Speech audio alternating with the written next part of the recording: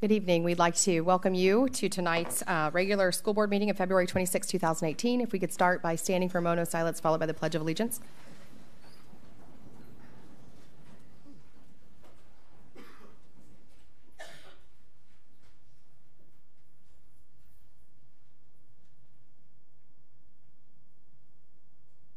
Amen.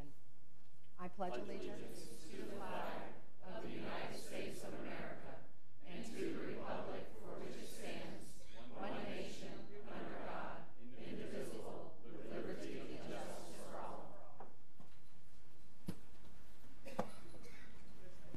Thank you very much. Ms. Hornicky, you have some introductions to make. Well, good evening and welcome. We have two very special guests that I'd like to begin our meeting by introducing this evening. First of all, I'd like to introduce our student representative from South Lake High School, Mr. Seth DeJesus. So welcome to Seth.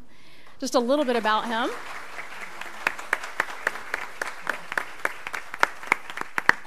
Seth has taken 7 AP exams and passed 6, and has a weighted GPA of 4.89 and unweighted GPA of a 3.9. He has been a part of the National Junior ROTC for 4 years and earned an officer position. He has volunteered in the community and has been employed at Publix. He has been accepted to the University of South Florida and has been invited to attend their honors college. So we'll look forward to hearing from Seth in just a few minutes. Also with us tonight, I'd like to introduce our Teacher of the Year finalist, Ms. Dee Dee Bitters from Seminole Springs Elementary School.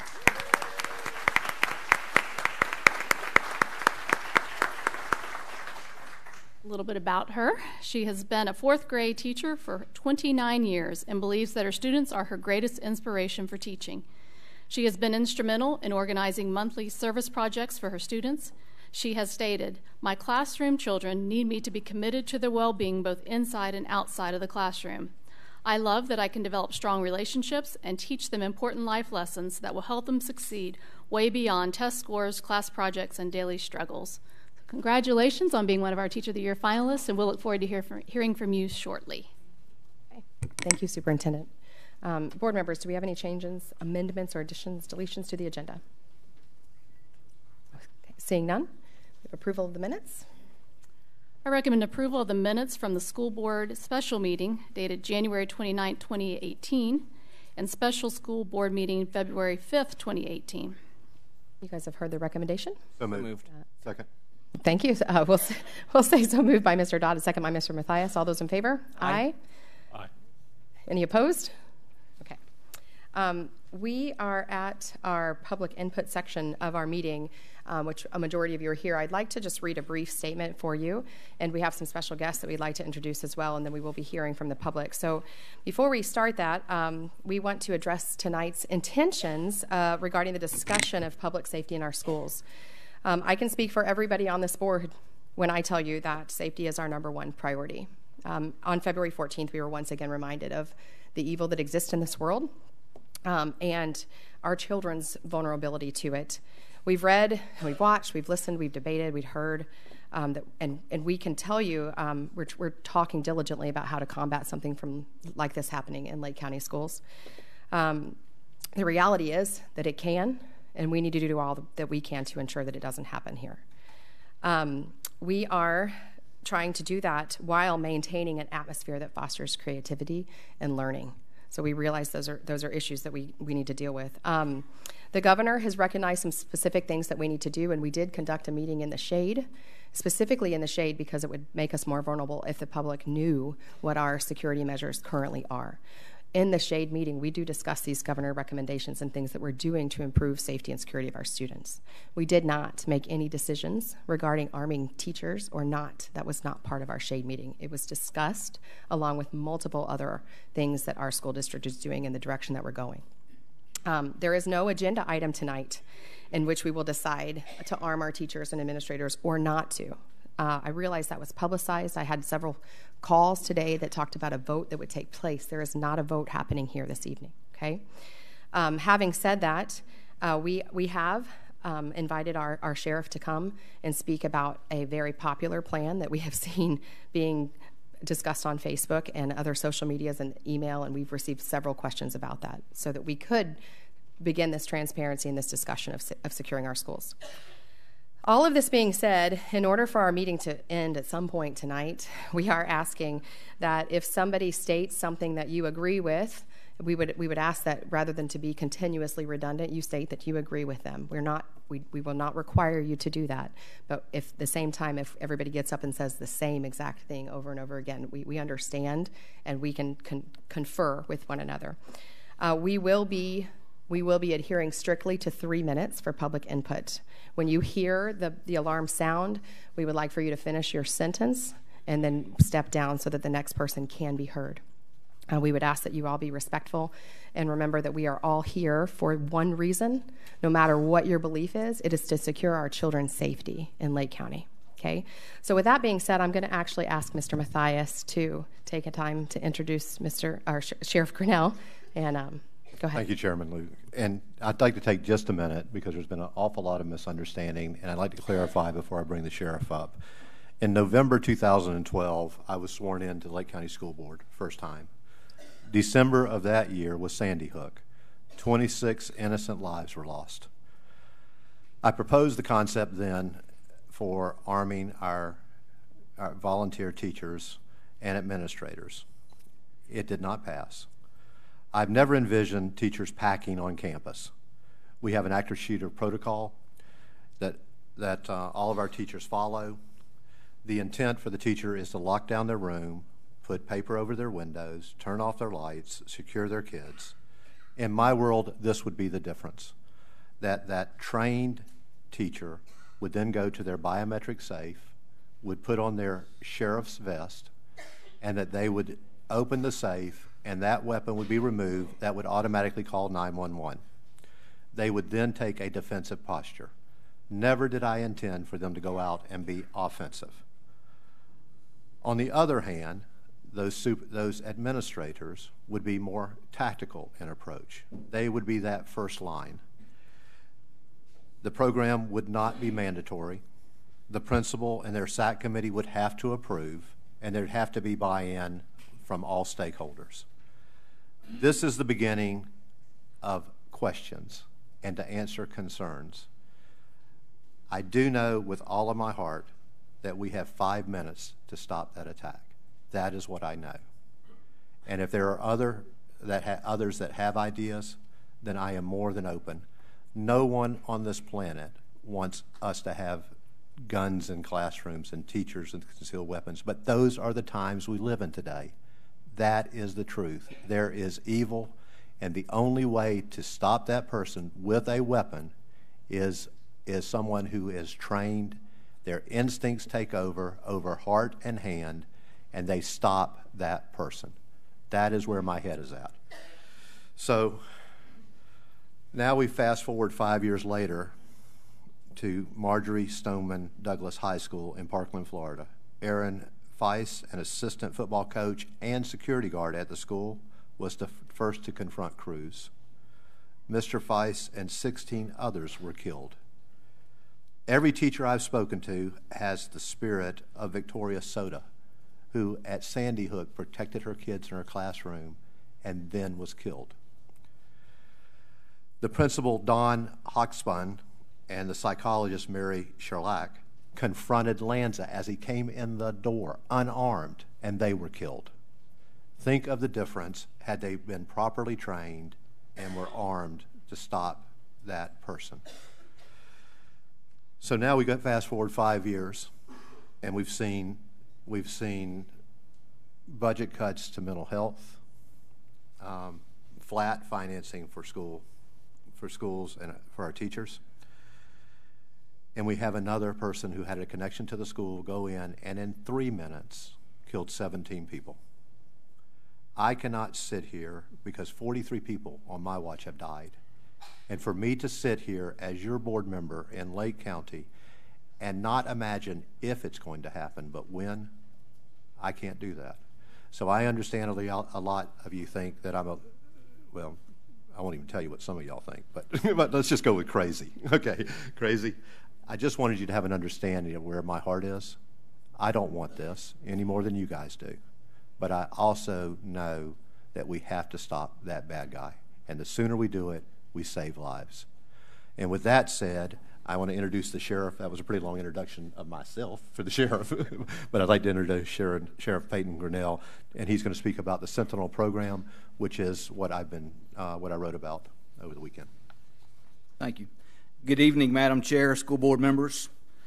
As you're well aware, Governor Scott put forth a $450 million proposal to keep students safe. As your sheriff, I'm very appreciative of that, and I appreciate him taking the strong stance that he has to make sure that our children are as safe as they can be in our school systems. If you look at bullet number 2 of the governor's proposal, it says provide sheriff's departments the authority to train additional school personnel or reserve law enforcement officers to protect students if requested by you, the local school board. My stance here tonight is just that. If requested by you, the local school board, to provide this additional training of school personnel to make our schools safer, I will partner with you, the school board, on this initiative. And this is how it would go. We would require over 130 hours of training, an 80-hour block of instruction based on the Criminal Justice Standard Training Commission Law Enforcement Academy model. Students would shoot, our school personnel would shoot 10 to 20% more rounds than a typical law enforcement academy student shoots. Precision pistol course would be a 16-hour block of instruction. Discretionary shooting would be a 4-hour block of instruction with simulator exercises. Active shooter would be an 8-hour block of instruction. The legal high liability block would be 20 hours of instruction and a 4-hour block of defensive tactics. Ongoing and annual proficiency retraining will be required, and all of this training will be conducted by Criminal Justice Standards and Training Commission certified instructors. The 1 hour, as I said, the 100-hour block of firearms instruction is 25% more instruction than the equivalent block of the current law enforcement firearms instructions that deputies receive. Additionally, these participants will be required to pass the firearms training at an 85% pass rate compared to the Criminal Justice Standards and Training Commission's standard of an 80% pass rate. The 16-hour precision pistol course is additional training not required for deputies. The 4-hour block of discretionary shooting instruction is a separate training for the STAR program, which I would call a STAR program. It is known as the Sentinel Program in Polk County. The 4-hour block of discretionary shooting instruction is a separate training for this program in addition to the 8-hour block of instruction. So that would be the training should the school board elect to move forward with this endeavor. These would be our instructors out at the range that the school board currently owns, and we would be making sure that these school personnel that volunteer for this program meet the standards that I have so in depth talked about. The one thing that they do also in Polk County that I think is smart is they require the school personnel that volunteer for this program to be concealed weapons permit holders. When you leave that school, if you don't have a concealed weapons permit, well, then your authority stops on that school campus. And let me be clear, it would be my intent that this special deputy sheriff that would be not known to the public on the school campus, that person, when they sign up for this program and are approved and go through an extensive background investigation and a psychological evaluation that we would conduct, that they understand that this is for exigent circumstances. This is for that unfortunate event of an active shooter, to where that school board personnel would then be able to act to hopefully save a life. If there are any questions, I'll be more than happy to answer them. Okay, thank you, Sheriff Grinnell, very much for being here and for outlaying that. And again, we wanted to invite him because we know there's been lots of rumors that have been circulating in social media about what this plan entails. This is not a plan that we intend to invoke this evening or vote upon. We just wanted to make the public aware of what the what the plan would entail if we did choose, obviously, to go in that direction. So at this time, we thank you very much, Sheriff Grinnell, and we would like to hear from you. So that's what we're going to do next, and I'm going to remind everybody of the 3-minute mark. Mr. Gamble's got the timer in his hand, and we are going to start by calling Mr. Isbell. And if you would, Mr. Isbell, come to one, and the person that's going to speak after Mr. Isbell is Mr. Tibbetts. So, Mr. Tibbetts, if you want to make your way up here, then when he's finished, you can begin. Okay, thank you very much. Good evening, board members, Sheriff, Mr. Mathias, thank you for your comments. I was just, think about it, we think about Maslow's hierarchy of needs. Safety and security is one of them. I have almost 30 years in the corrections business. I've seen probably the most hardened securities, or I have seen the most hardened securities in the state of Florida for security facilities. I've been in various capacities in this business. What I want to speak about tonight is what we're talking about right now is the gun violence and so forth in our schools. You know, in America, memories are short. People forget things very quickly. We move on till the next time. And unfortunately, it continues. Those who experience the loss of a loved one will never be the same. Does anybody know how many school shootings there's been since Columbine? That's what I see here is 12 of 4 or more people, 136 killed. Now, that may not be completely accurate, but that's what I saw. These shootings take a serious toll on our youth. They hear about it, they read about it, they see these horrific tragedies along the Pulse nightclub, the Las Vegas massacre, and countless other bombings and mass murders. The fact that our children cannot feel safe in their own schools is heartbreaking, and it's unfair. We have security on so many levels and at so many events where large groups of adults gather. Why not for our children? Think about this. You're all good public servants, and I commend you all for what you're doing here. And I know you all want to get to the bottom of this and try to figure out a way. I have 2 daughters in the school system, 9 years old and 15 years old. On the day after the Parkland school tragedy, I received a robocall from Lake County Schools regarding a threat at the schools my teenager attends and other schools in Lake County. My wife and I proceeded to pick both of our kids up. I'm sure there were a lot of parents there picking up their kids that same day. There were a lot of other parents that couldn't get away and pick up their kids. I happened to be off that day, so I was able to go pick up my youngest. Think about this. My 9-year-old third grader and I were riding bicycles by her school on Saturday. And she says, we go by this school all the time, folks, ever since she was little. She says, Daddy, I see what people walk by my classroom every day, right at the window, an unprotected window.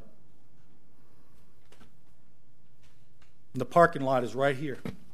It's right there. It is stupid. This is my 9-year-old. It is stupid that we lay down, be quiet, and cover the windows when all a shooter would have to do is knock out the window, and we're all just sitting there. Can you indulge me for one more minute while I finish? This is important. I don't attend these board meetings, but I have something I want to say. I know you don't, and I promise you in another situation I would, but not with this. Does anybody else want to hear the rest of this? I would appreciate it. Wait. It. Can I tell you this really quickly, sir? I'm just so overwhelmed by this. Yes, ma'am. I know, but this is what I meant to say earlier as well, that you can feel free to email your comments. All of our email addresses are on the webpage as well. So if those of you that don't get to finish tonight, please feel free. We are looking for your input. So thank you very much for your time. Thank you very much. Thank you. After Mr. Tibbetts is going to be Beth Phillips. So if you want to make your way up here, Beth Phillips. Thank you. Mr. Tibbetts. Madam Chairman,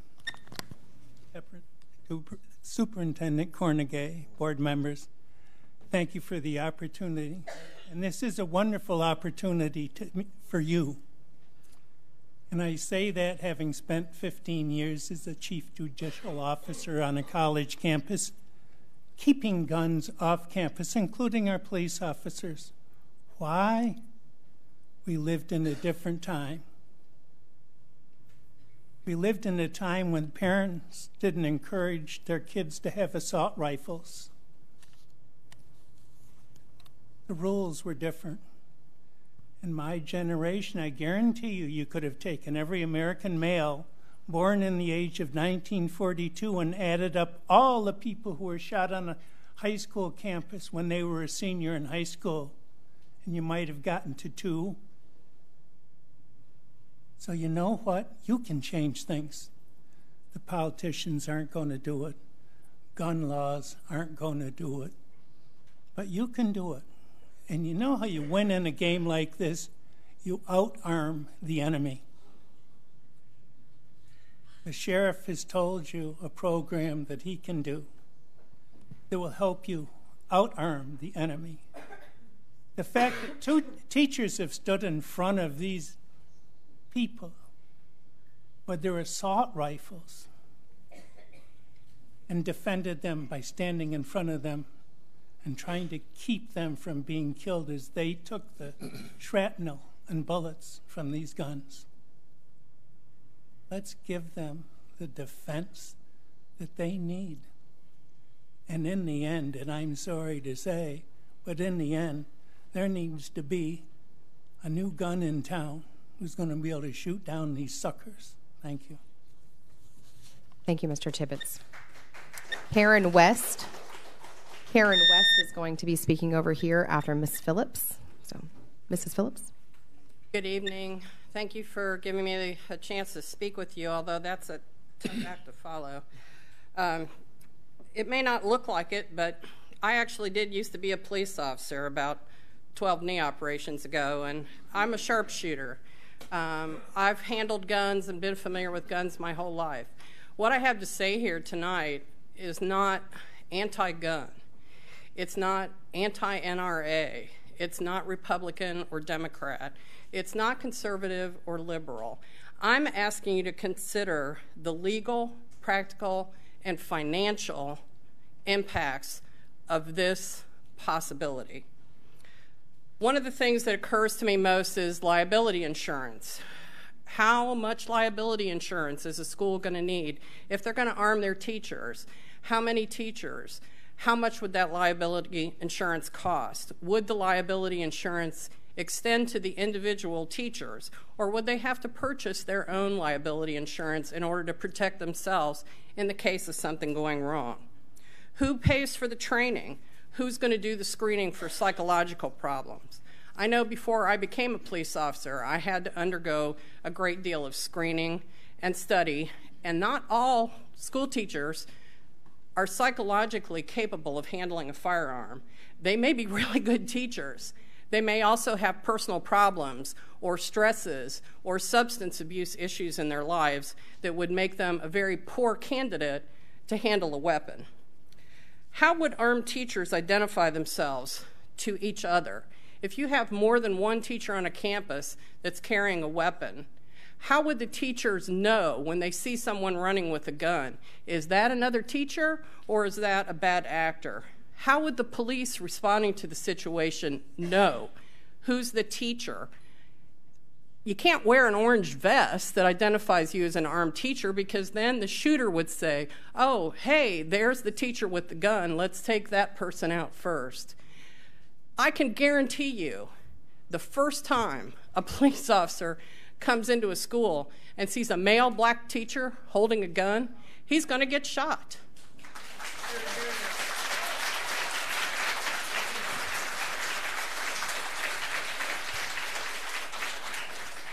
Again, on a campus where there might be multiple teachers who are armed, how would those teachers communicate with each other? How would each teacher know what the other teacher is doing or what direction they're traveling?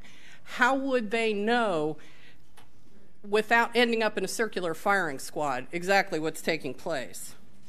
The other thing that occurs to me is the risk to innocent students if you have teachers who are armed. Because if I was an active shooter and I came into a situation where I knew the teachers were armed, I'd take a hostage. Thank you very much.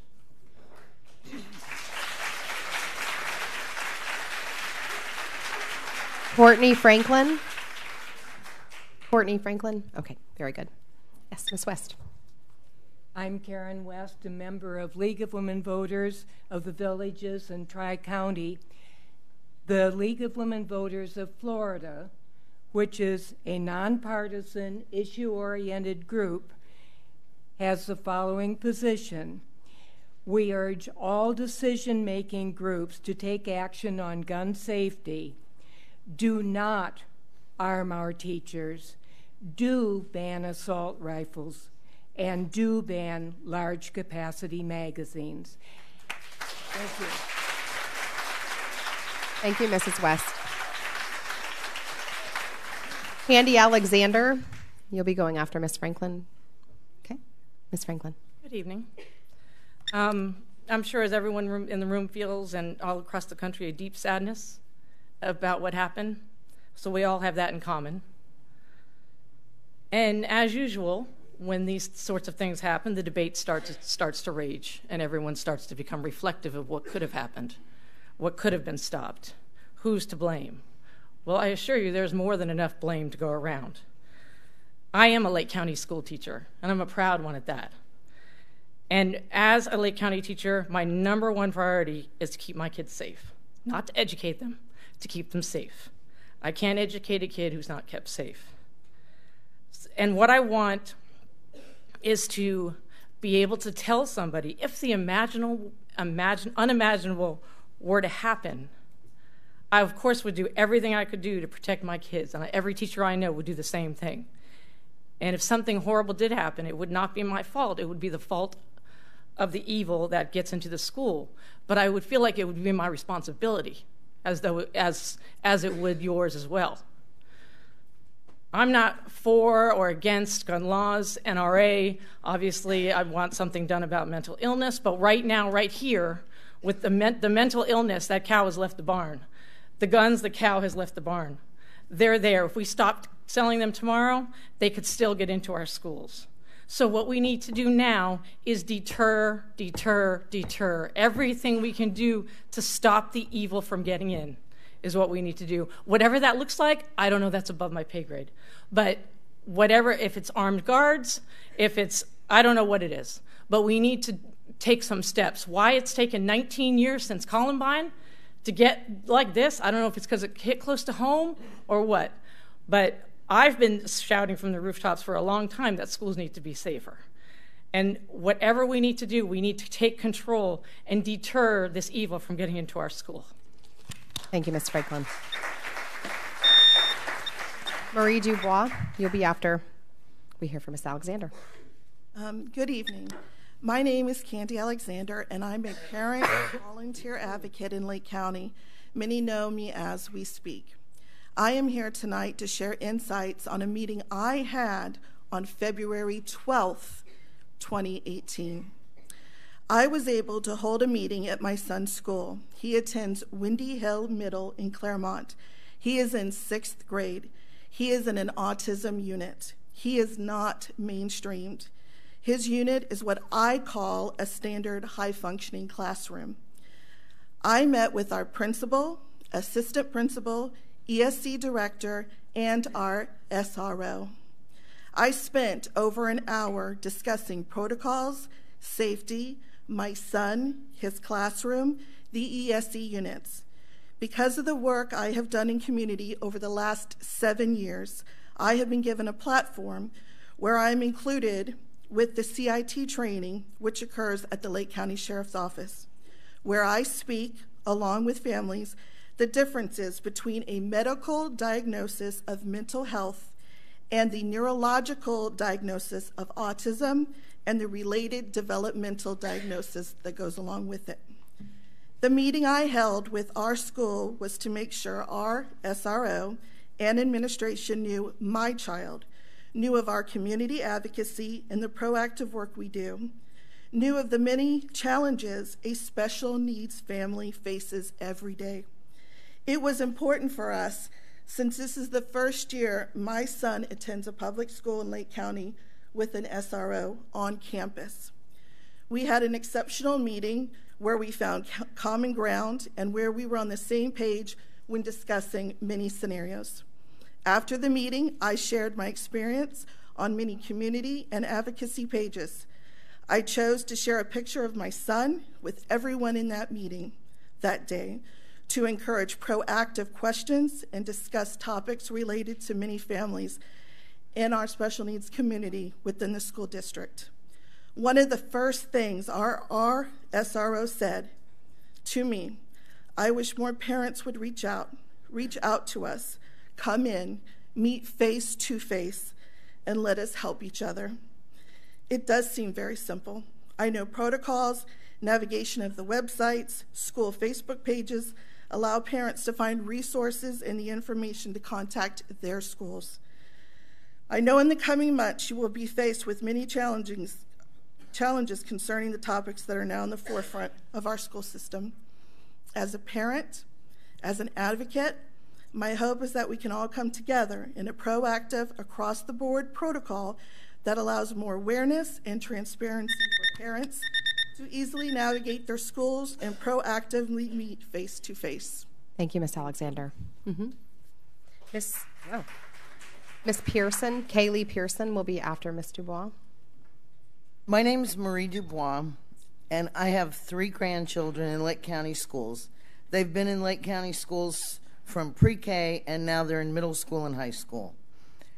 I stood before this board, many of you weren't here, after Sandy Hook, and we discussed this topic. And the thing that I see that all of the mass shootings have in common is that they are in gun-free zones. And I want to prevent that from happening. I don't want our teachers to behave as human shields. I want them to be able to protect themselves and their students if they are willing to volunteer.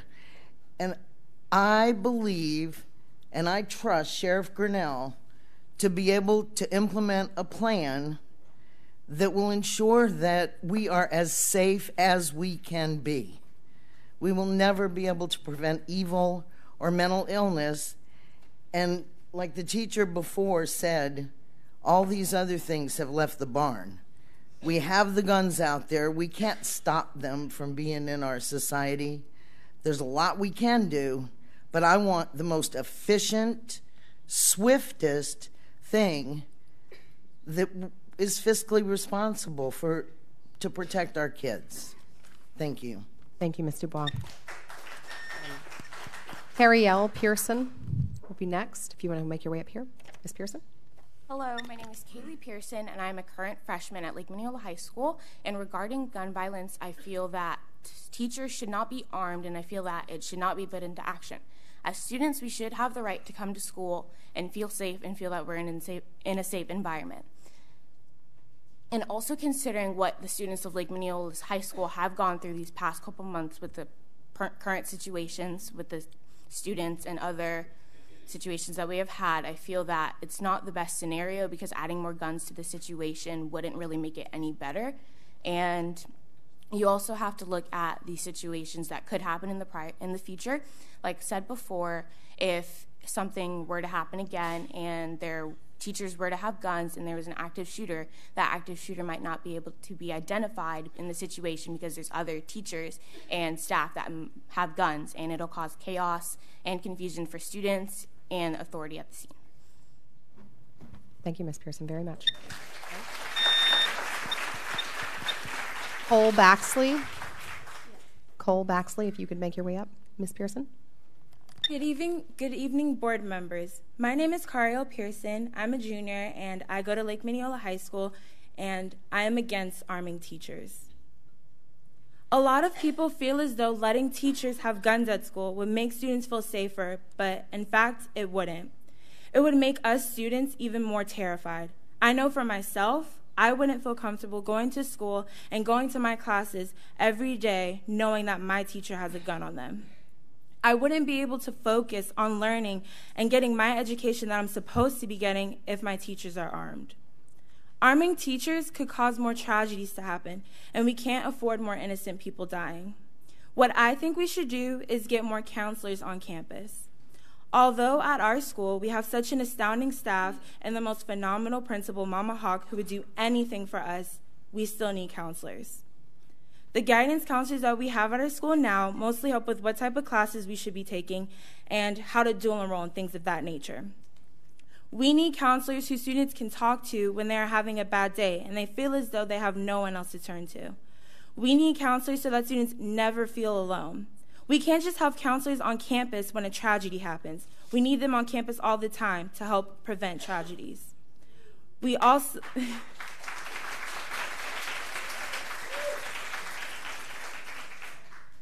need psychiatrists, people who know about mental illnesses and who know how to help. So many students suffer from mental illnesses like anxiety and depression. We need psychiatrists on campus to make sure that these students get the help that they need, to make sure that these kids who are hurting and who are in pain feel loved and feel hope. Teachers are not police officers. We do not have to give them guns. Arming teachers would do more harm than good. It would cause more chaos and more unease. At a time like this, we need to be united and come up with solutions like metal detectors, bag checks, and locker restrictions, which are all better solutions than putting guns in the hands of our educators. Putting guns on campus is not the answer because we don't want our schools to become war zones or prisons. Thank you. Thank you, Ms. Pearson.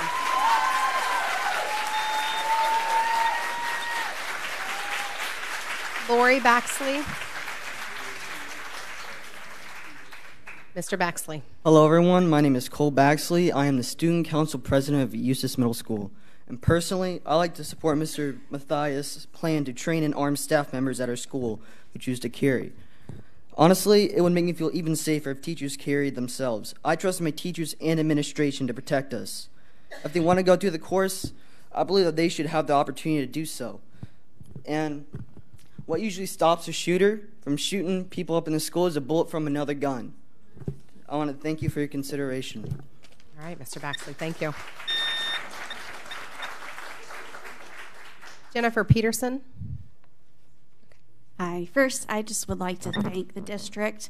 After the tragedy, a lot of schools had a lot of calls, and we really appreciate how quickly you got the communication out to the parents about the concerns, and it was really great. So thank you for your communication. We've seen lack of that in the past, and it was much appreciated. I have spoken to every one of the board members today, and what I've asked is that Mr. Matthias's plan just be heard. Let him speak, and let's talk about what can be done.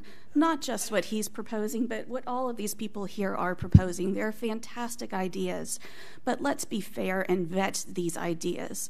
I trust our sheriff's department. I trust their training. They are amazing people, and they deserve the right. Our teachers deserve the right and the choice. So please, just listen to everything. Thank you.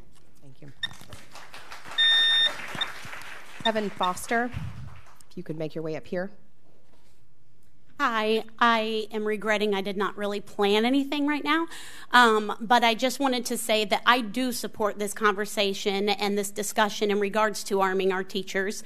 I understand there is a great fear of the thought of having guns in our classrooms, but the reality is many of our teachers already are concealed carriers. They carry out at Publix and at Walmart and at the playgrounds and everywhere else that we're not afraid to go. So, and I firmly believe that, this is not, we have a lot of people talking about preventative measures. Preventative measures need to be discussed, but as said before, that's already left the barn. We've got to deal with, now we need defense measures. And there's no better defense measure than a teacher that is trained and able to protect their students with similar force to what they're facing. So I do support this discussion, and thank you, Bill, for having the courage to bring it up. Thank you, Ms. Peterson. Amala Ekpanobi. Thank you. Mr. Foster. After giving this some serious thought, I realized that the first speech I wrote needed to be written, but didn't need to be shared with the whole world. Personal catharsis, if you will. If only you, Mr. Matthias, had engaged in nearly as much introspection before sharing your recent post to social media, then maybe I wouldn't have had to take time from other important things in my life to come down here and explain it for you, and for anyone else who can't seem to grasp the gravity of the situation. Allow me to quote your own words, Mr. Matthias, referencing Mr. David Hogg, who is most certainly a student in the Florida public school system. Quote, "At first I thought fake post, so I Google searched, David Hogg, crisis actor. I don't care where you stand on the gun issue, this is wrong. I read he refused to meet with Trump. I thought, okay, these kids are angry at system. Truth is, he is an imposter, and quick background check would expose him. You've since apologized and attempted to explain this away by saying essentially that you were duped, taken in by fake news.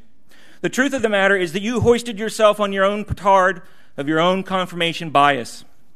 With such an egregious breach of trust and clear lack of ability to discern truth from fiction, I find myself wondering how any of your colleagues can trust any policy prescription that you have to offer on the gun issue could possibly be based in reality. Furthermore, as an employee of the school district, the principles of professional conduct and education in the profession of Florida apply just as much to you as they do to teachers and other administrators. I can find no mention in the code that an apology after the fact is sufficient to dismiss the violations I am about to describe to you. Hey, Mr. Foster, I'm going to interrupt you for 1 second. So we are elected officials, and we hear that you are angry about a post that Mr. Mathias made on Facebook. Do you have public comment in regards to school safety, or? I have a public comment in regards to Lake County Schools Policy 6.301. Okay, can you get there? I will. Okay. Thank you. The Code of Ethics states in part that an educator values the pursuit of truth, acquisition of knowledge, and the nurture of democratic citizenship. You failed in your pursuit of truth and acquisition of knowledge when you searched for only that with which you agreed. Your post attempted to repress instead of nurture Mr. Hogg's activities as a democratic citizen. That you thought him an imposter doesn't change that. The Code of Ethics also states that the obligation to the student requires that the individual shall not intentionally expose the student to unnecessary disparagement. I submit that disparagement was clearly your intention. The obligation to the student also requires that the individual shall not harass or discriminate against any student on the basis of political beliefs. Even though you said, quote, I don't care where you stand on the gun issue, this is wrong, you also said, I read he refused to meet with Trump. Okay, Mr. Foster. I submit that the last evidence of your harassment of Mr. Hogg was based on his Excuse me, Mr. Foster. Mr. Foster. Again, we're not here to debate the school board member service. Policy. No. I understand policy. We've heard your complaint, and your complaint can be administered at the voting booth. All of you, even the conduct of this meeting, but we are not going to listen anymore to ethics violations by Mr. Mathias. Okay. Thank you very much. You all are required to report this. Okay, thank you. Mr. Carney. Gary Carney. Thank you. Okay. Yes, ma'am. Okay. Hi, my name is Amala Epinobi, and I'm a 17-year-old senior at Eustis High School. Because I think this proposal is so ridiculous, I'm going to present nothing but questions for you guys. So what happens when a student gets a hold of the teacher's gun? What happens when a student comes at a teacher in a manner that they deem threatening? And in a school where I was told by an administrator that the use of an N-word in a derogatory term at another student is hip-hop culture, where is the anti-discrimination training for these teachers?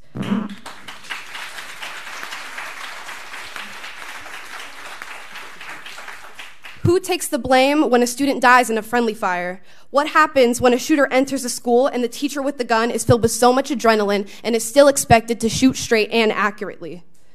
Do teachers who are willing to carry a gun become more desirable than actual educators? What happens when police enter a scene and the shooter is killed, but then the teacher also has a gun? What is the policeman supposed to do other than assume that the teacher is also a shooter? In a country where we value our veterans, why aren't we listening to the thousands of combat-based veterans who are advising against this action? In a country where we say that we value teachers, why aren't we listening to the millions who are saying that they don't want guns on their campus or to carry a gun? And why are we focusing on more reactionary precautions than prevention? And what happens, Bill Mathias, when your policy and the implementation of this ridiculous policy leads to the deaths of more innocent people on our school campuses? Thank you.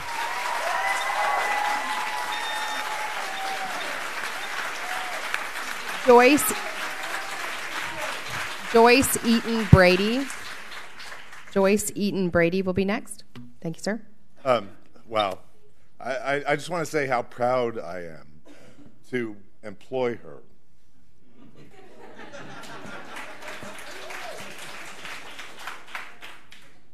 I also have a question for you, and I think that Amala just hit it. What happens, and do you really want to be on the school board when a teacher snaps and uses their gun against a student? Do you want to be on the school board when a teacher is an armed teacher, or the person responsible to carry a gun has an opioid issue or a heroin issue Or that person is the football coach and takes steroids, and he's the one carrying guns. Do you want to be on the school board, and do you want the liability of that decision when that happens? Do the conservative thing and be more careful about who you put guns into their hands. Don't be so liberal and allow just anybody to have a gun.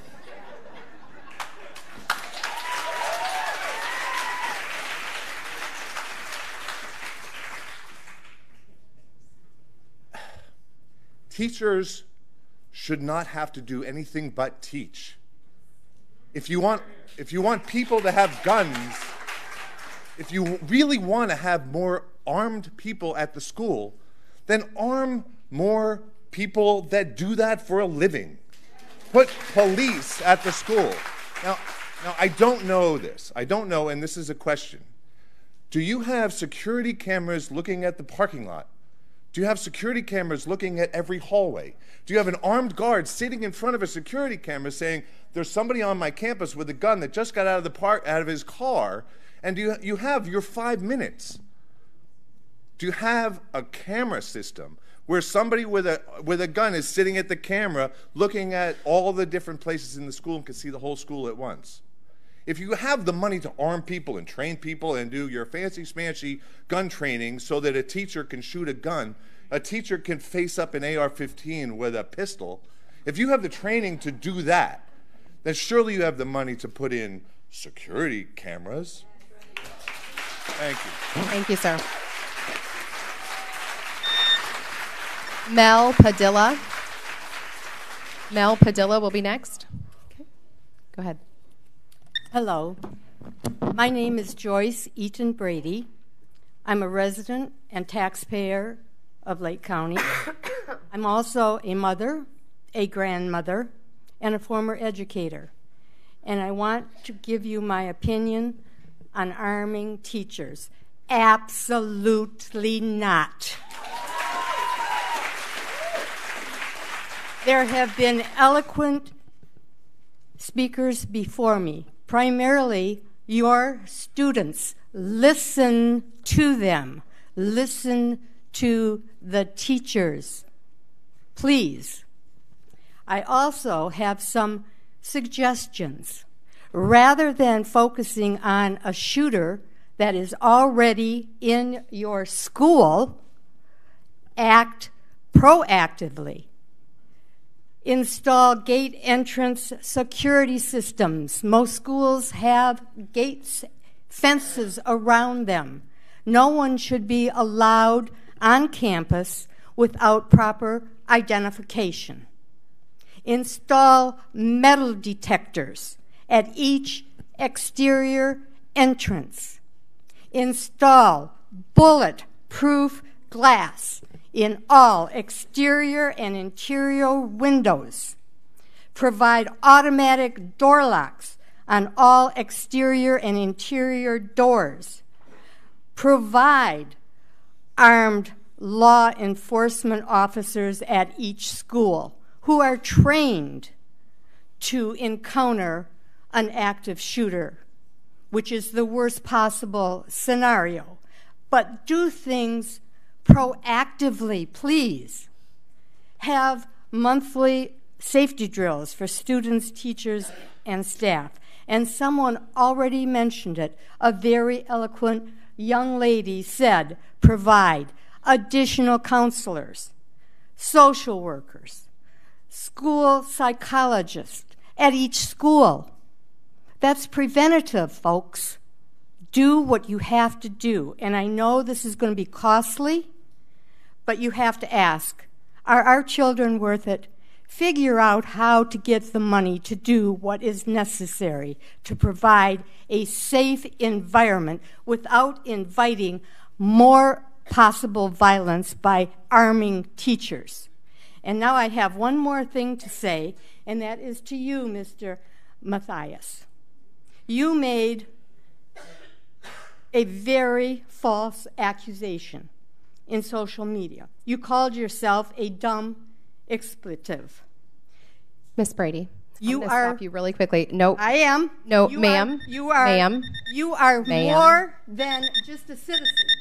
You represent. We have, ma'am. This board. Ma'am, I'm going to have to ask you to stop, or we will have you removed. Thank you.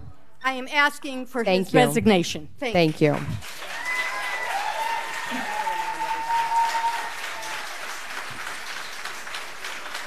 Mr. Locke, Wesley Locke, and before you begin, I would like to remind everybody that our civility clause, that is part of our policy, it requires that we are not allowed to permit personal attacks on employees or on our board members, and we do have plenty of sheriff's deputies in the room that will be happy to help us escort you out of the building. I think I need to remind you we are all here because we are looking for safety for our children. Okay? Mr. Locke, you are not next. You are next. I've left my spot. Okay, thank you. My name is Melissa Padilla, and I teach in Lake County. I also have 2 sons that go to school at elementary and middle schools. So I am coming to you after much debate with what to say with my 3 minutes and going, I'm your eyes on the ground. If we're supposed to be on the same team, and I truly believe that for the most part we are, I'm going to tell you what I see. And I'm not going to have the argument that my best friend and I have been having for 5 days about whether or not the thing I'm not going to say is what we should do. Because before that argument even happens, this is what we need to be doing. We need physical structures with preventative measures. 1 entry only. I work at a high school with 27 points of entry. 27 gates locked with a chain that's soldered together. That's stopping nobody and nothing. We need to go and invest in a system like the night lock lockdown for $59 a door. It can be put in place for 3 seconds. This is a specific solution. You asked for them, I'm giving them to you.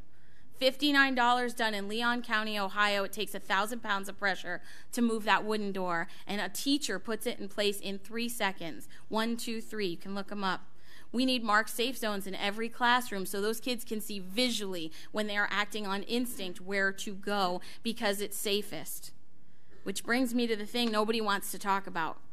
We have not been properly trained as teachers. I wish I could say we have. I have never had an active shooter training, and I want one, and I am here to ask. And every teacher I have talked to, from my cousin that lives in New Jersey to my best friend in Arkansas, said, absolutely, we have them. And all of my Lake County teacher friends have said, I haven't. Alice training is what I'm recommending to you. It teaches you not just how to handle an active shooter, because that is not the only issue. It's the one on our minds right now. But it teaches you how to decide if you are supposed to stay put, you're supposed to flee, you're supposed to fight. Which brings me to communication. There are apps out there called Crisis Go, used in New Jersey right now, with hundreds of schools adding on to it in all of our states, where the administration can tell us exactly what's going on right to our devices, so we know people on this side of campus, get the hell out, and people on this side of campus, you need to hide because things are going on. When a shooter drill happens, when there was a lockdown, and that's happened several times this year, teachers are terrified because we don't know what the threat is. Is it at our school? Is it at another school? What's going on? Because email is not a good way to communicate in an emergency, nor is a PA system where if there is a threat, they can hear what's going on. This is an easy, simple, inexpensive fix. 20% of civilian deaths in these situations on school campuses happen because nobody around them can stop bleeding. There are trauma casualty kits and EMT training that can go on. Thank you very much, Ms. Padilla.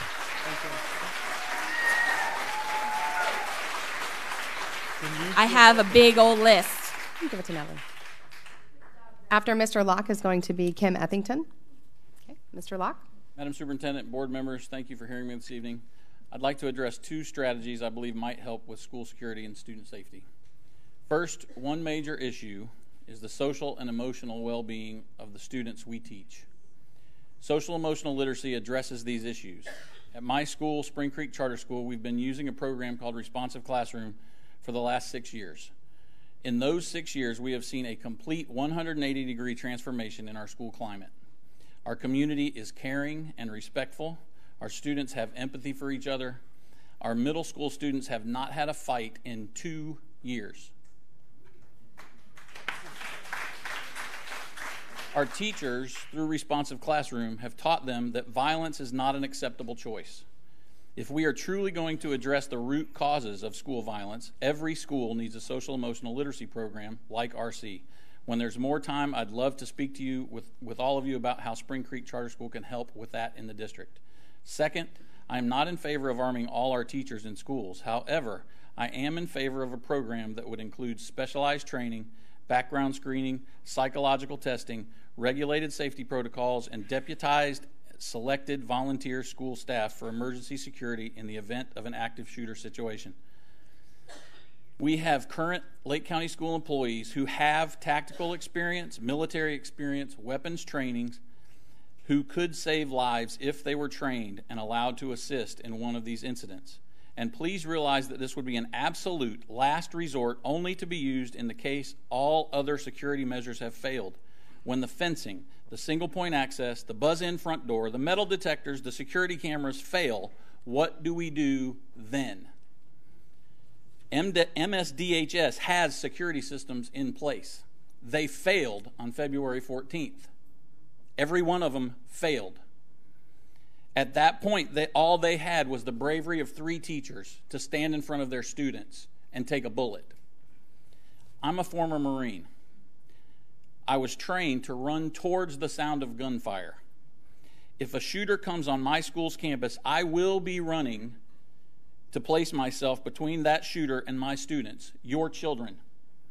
I would prefer to do it so that in a way that I'm trained and prepared and I can have a weapon in my hand so I can stop that evil from hurting anybody else. Woo. But make no mistake, I will do it either way. You choose. If Coach Feist had been equipped with training and a weapon, could he have saved lives? Maybe. How many? We don't know. 10? 15? 5? 1. If he'd have saved 1 life and the body count was 16 instead of 17, would that have been enough? It would have to that kid's parents. We cannot allow emotion to cloud our vision here. Please listen to all available strategies. Thank you. Thank you, Mr. Locke. Lindsay Wood will be next. Lindsay Wood. Ms. Uppington. Good evening, Superintendent Cornegie and board members. I come to you today as a parent and as a teacher. I want us to come together for what's best for our students and focus on how to keep them safe. I believe we absolutely need to be proactive with metal detectors, bulletproof glass, but I feel when the horror knocks on our door, we should be reactive and equipped to protect our students. This is why I support arming a small percentage of teachers on our campus. I agree with Mr. Mathias and Mr. Locke. I agree with your plan. However, I think that we need to physically and discreetly carry them under our clothing instead of having them in a safe. I believe the training should be extensive and the mental evaluations of teachers should be done as well. The teachers who are armed should be anonymous, only known to administrators and RSOs. It needs to be voluntary and without pay. The last thing we need is a teacher who is not comfortable handling a gun asked to handle a gun. That's why it needs to be voluntary. I do not think teachers should leave their classroom looking for a shooter, but instead stand their ground in defending their classroom. Please equip me in the proper means to protect your children, my children, and the 850 students that I teach every day. Thank you. Thank you. Nancy Hurlbert is next. Yes, ma'am. Thank you. I'm a parent, I'm a community member, I'm a former Lake County teacher, and I'm also a graduate of Lake County Schools. And if there's one thing I was taught here, it's the importance of data-driven decisions and evidence-based practice. And so I bring you the evidence about the effectiveness of arming our teachers. Between 2000 and 2013, the FBI recorded 160 active shooter situations or incidents. Only 3% of those were ended by armed non-law enforcement officers, with 80% of those being armed security guards.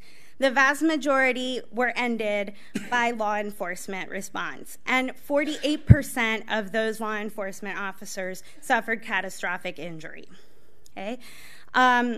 We talk about biometric safes. There's data to suggest that biometric safes can be opened by 3-year-olds. I Googled and I found videos on how to open them with a paperclip, a straw. The fact is, when we have a weapon in our classrooms and we have students who may have access to our weapon, we place our students at greater risk of injury, not less. Are you also aware that the best trained law enforcement officers in the country have only an 18% accuracy rate when discharging their weapons in an active shooter situation? That means that when bullets are flying, highly trained expert shooters miss the target 82% of the time. What happens when one of those bullets misses the shooter but strikes a child in an adjacent classroom? Is the district prepared to accept that liability? What happens when the person who comes to the door is not a shooter, but an administrator or a law enforcement officer giving the all clear? What if it's another student seeking refuge? Is the district prepared to accept the liability when there's an adverse consequence of this action? I'm not here simply to oppose this idea. I've also come armed with research-based, tried and tested solutions. After Germany had a string of school shootings, they trained teachers to recognize, report, and refer students for leaking behaviors, which are predictive of violence. It's been incredibly successful because arming teachers with the knowledge to recognize the signs of violence and providing them with a referral matrix is far more powerful than arming them with weapons.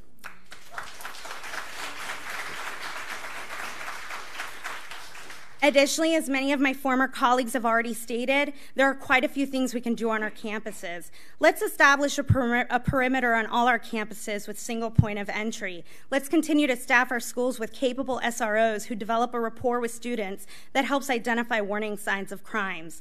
Let's address the wooden portables along the perimeter of some of our schools and commit to instructing all students in safe brick and mortar buildings. I am sick and tired of teachers being the scapegoat for all the ills of society. No other profession is asked to carry weapons after a shooting. Thank you very much.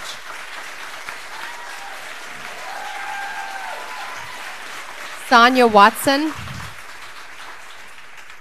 Sonia Watson? Oh, thank you. Thank you very much. Hold on 1 second. Kevin, that's not right. Karen Schmidt. Okay. Yes, ma'am. Evening, school board members.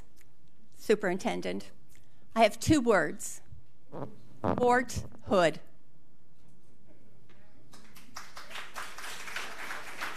I have been on the Army base of Fort Hood in Southeast Texas, an Army base with trained, well-equipped military police, maybe hundreds, maybe even 1,000. And yet on November, I believe it was the 9th, 2009, a military doctor was able to kill 13 people with well-trained, well-equipped people right there. Marjorie Stoneman Douglas had an armed resource officer who now we know refused to take action.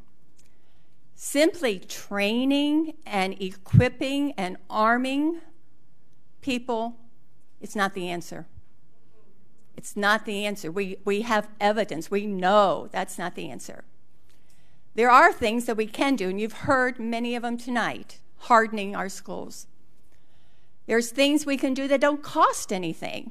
And I know some of you won't want to hear it, and neither will some people in the audience. But banning assault weapons costs nothing.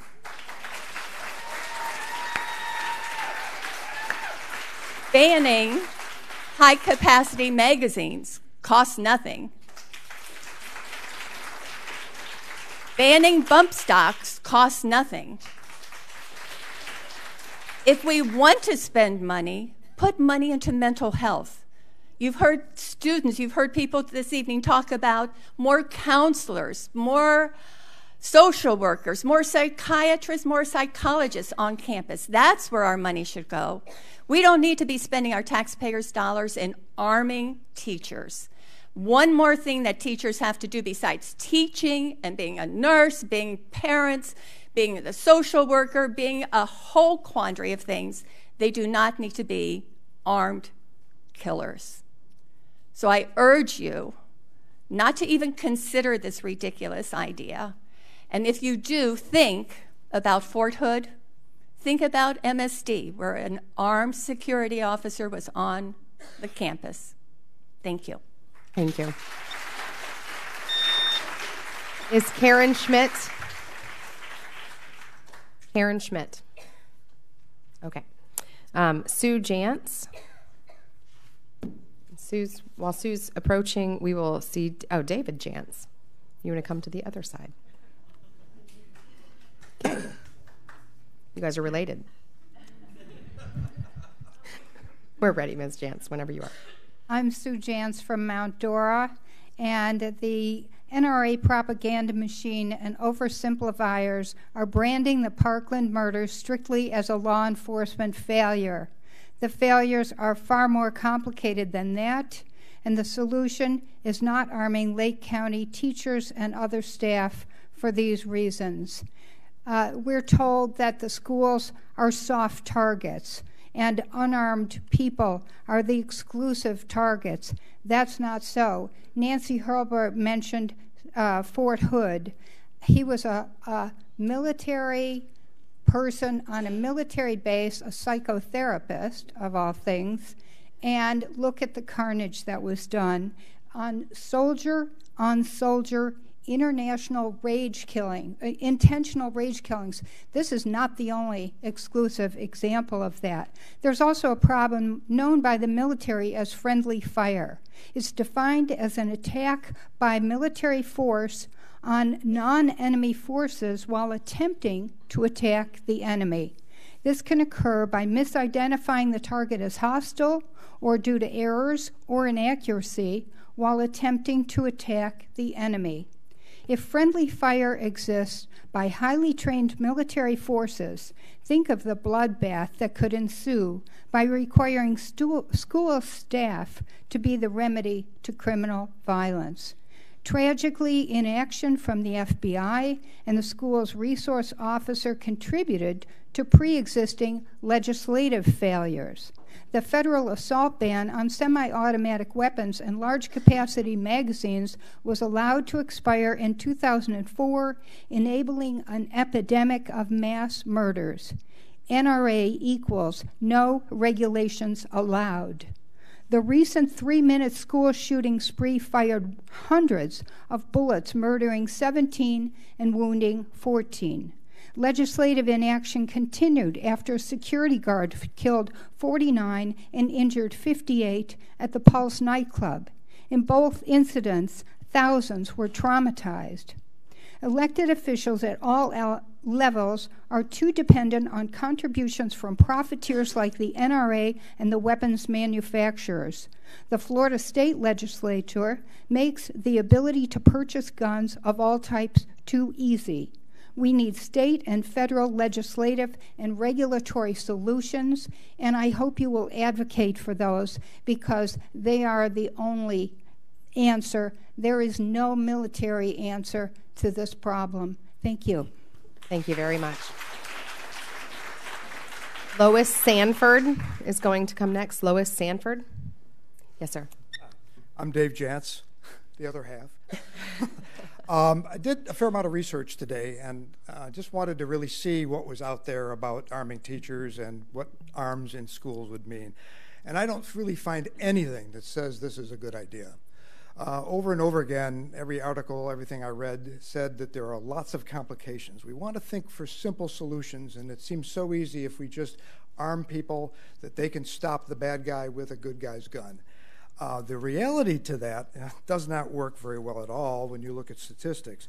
I came across one thing, and I'm going to leave the information on it today, that I thought was really interesting. It was an article from about 3 days ago in an online publication called Vox.com.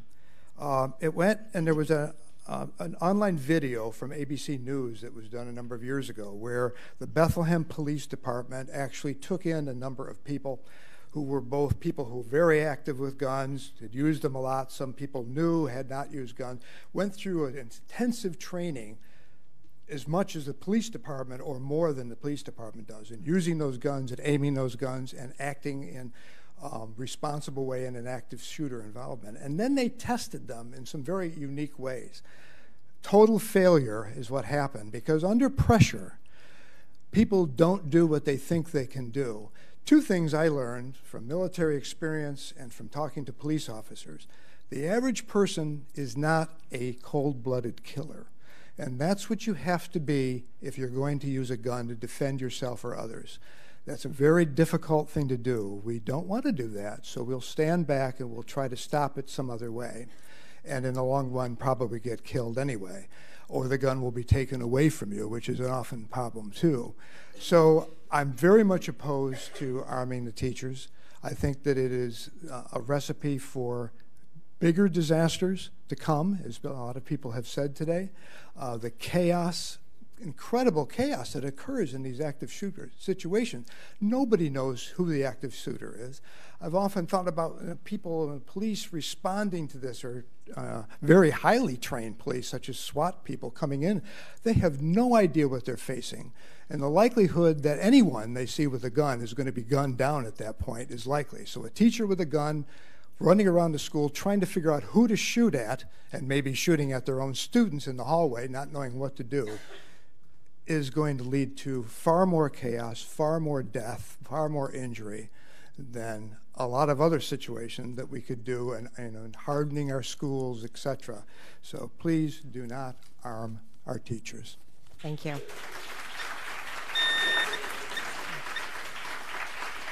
Jessica Kirby. Jessica Kirby. Okay. Yes, ma'am. Good evening, and I thank you for your kind attention. I am a retired teacher from 3 years from the Broward County School System. I was the original faculty at Maplewood Elementary School. My students consisted of those of police officers, the Sheriff's Department, and the FBI and the DEA.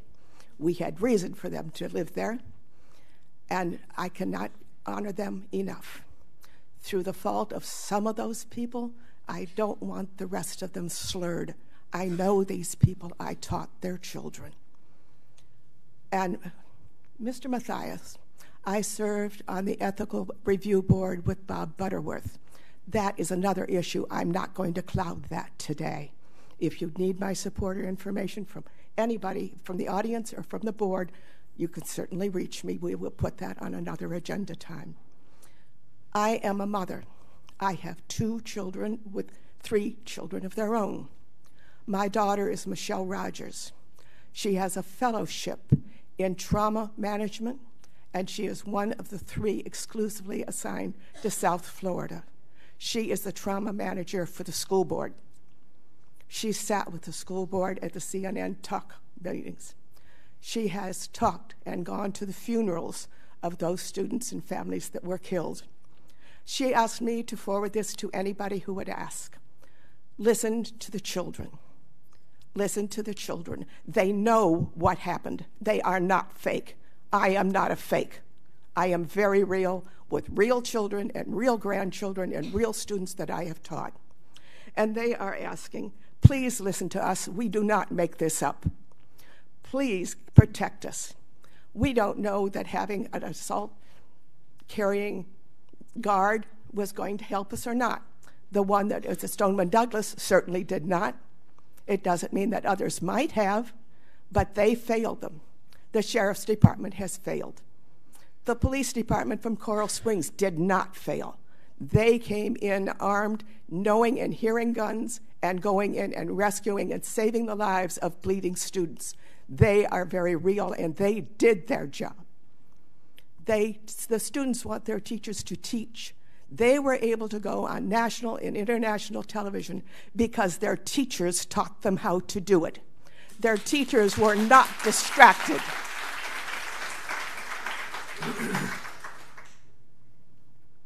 Check the records of those students. See where they fell nationally ranked in the national debate competitions. Check the names of the teachers that prepared them for that. That's their job. Their students do not want them carrying guns, but they're open to any kind of reasonable strategic options. Again, you have my phone number, and I would be glad to talk with any of you here for your support. If I could just ask one question, I'm not going to take time, it's just a question. Have you contacted the school board of Broward County? Have you contacted the school board of Clark County, Las Vegas? Thank you very much. How would I get an answer to that? We have your information, and we'll follow up with you tomorrow. Thank you. Thank you. Brandy Cody? Okay. Yes, ma'am. Ms. Kirby. Okay. I am not a public speaker, and I was not prepared to speak, so bear with me. First of all, I really appreciate what you have said, and I really support you. Two things that not everybody will agree with me with is two things that will help prevent armed people from coming onto campuses. Parent your damn kids. The next one is let the teachers that are willing and responsible enough and pass these checks, let them protect their kids. That's all they want to do. They do it in everywhere that they are already. These teachers that carry already are sitting next to you when you're at Perkins eating breakfast, or at the library, or at wherever they're carrying. I carry, and if something happened to happen, I would be the first one to protect you. I would be the first one to protect your kids, and I would be the first one to protect myself and my kids. I have 6 of them, and I have 4 of them in Lake County schools, and I trust the faculty. I trust my principals, and I trust the school board to make the right decisions, to arm the right teachers that undergo the right extensive training, to properly keep my kids safe if that time ever came, which I hope it really doesn't. But I really support it. And for the people that think I'm crazy, I spent this last weekend with all 6 of my kids at George Fest to do a banner for Stoneman Douglas. We were down there all day, every day, to get signatures of love and sent down for when they return to school this week. So it's right there in their doorway, and they see how much we support them. So I really, really do, and it hurts me so badly, and I've cried so much over this because I could never imagine my kids. And had those teachers had been armed, maybe something would have been done. And I'd really, really, really like to see the proposal at least followed through and see what could happen. Give them the chance. These teachers care about our kids. Why not let them go further? So, thank you. Thank you very much. Jayla Ortiz. She's here. Thank you very much. Hello, my name is Brandy Cody.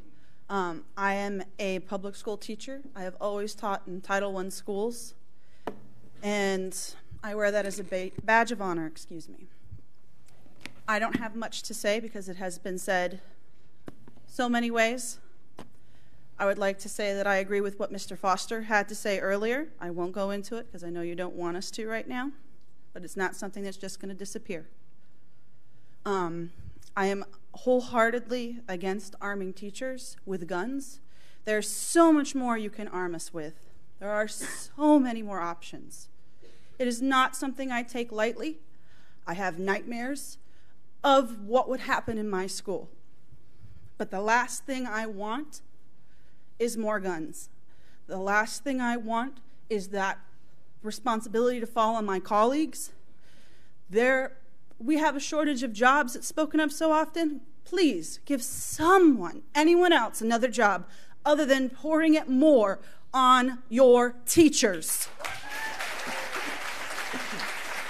Thank you. Thank you.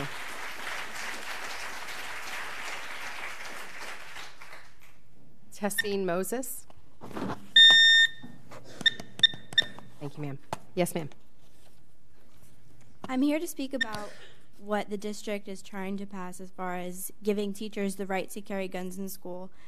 I think that it's very, very wrong. I had a teacher in 5th grade. She's teaching 3rd now. Her name is Miss Kelly, and she told me that 2 wrongs do not make a right. Yeah, and thank you. And I think that has to do with this because if there's an active shooter, then if there's a teacher that has a gun, they could be mistaken by the kids, or they can be, like, you never know if this teacher has something going on at home, like depression or like medical issues that they could take them on the kids. And I've seen a lot of kids speak here today about this, and I just think that we all feel very uncomfortable with teachers having our lives in their hands, because it's just it'll be very scary. And I think there's more ways to deal with this, because I know my school does not have cameras. They don't have. We have one officer that take charge of everything. And if I have a teacher that she would not own a gun, she would not let her kids own a gun, and she definitely would not encourage the right to have one on school campus. So I think that's all I have to say, and thank you. Thank you, Ms. Ortiz.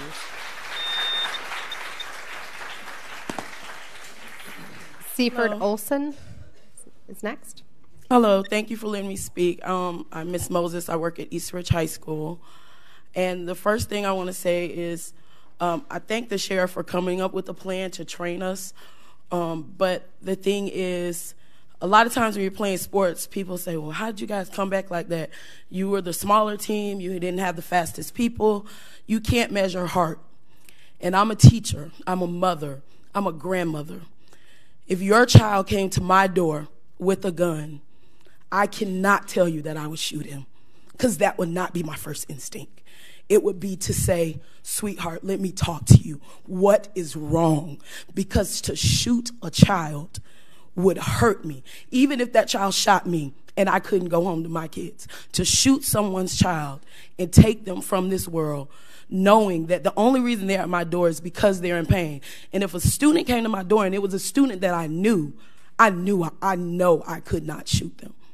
I couldn't. I would have to talk to them first. I would ask them, what is it that I can do? I would try to talk them down. I would probably end up getting myself shot and some kids shot, but I would try to talk them down, because that's not my first instinct. I am a teacher. I am not an armed guard. You don't pay me enough to be an armed guard. You don't pay me enough to be a teacher.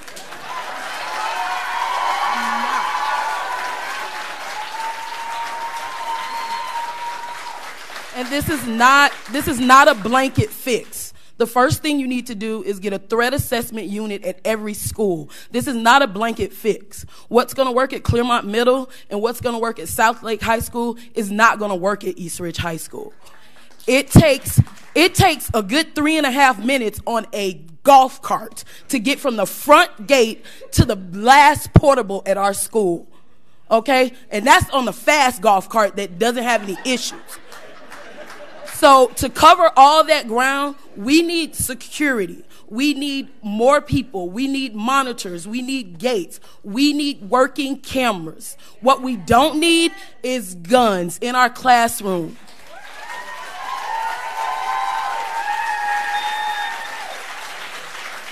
Thank you, ma'am.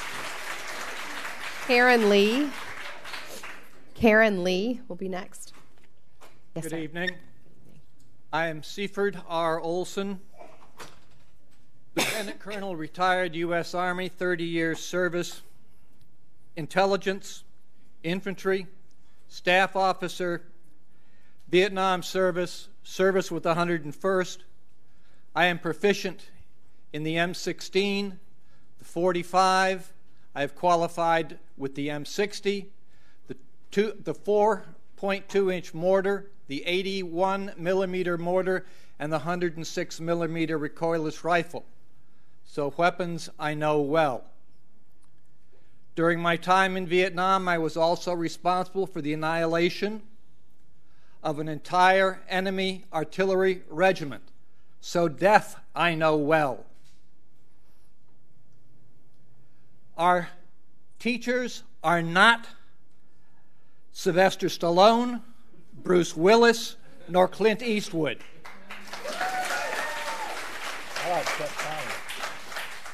None of them know what they will do in a crisis situation. No soldier, no Marine, no airman knows what he will do in a crisis situation, to include the President of the United States. It was mentioned earlier, New York City Police Department hits their target 18% of the time when they are in a firefight. They practice and qualify twice a year.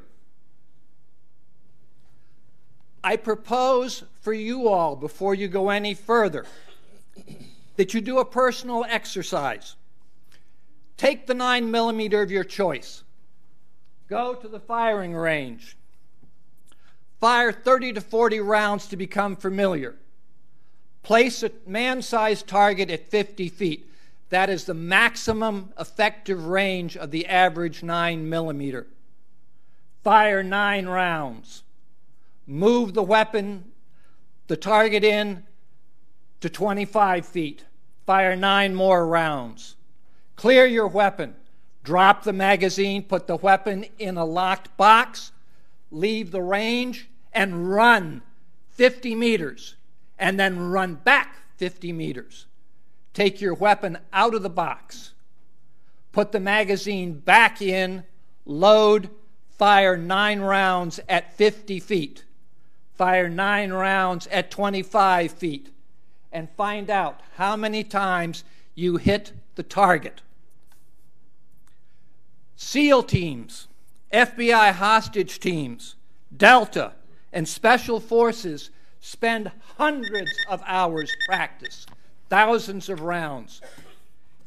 Thank you very much. Without that, you do not have success. Thank you. Tamara Russell. Okay. Yes, ma'am.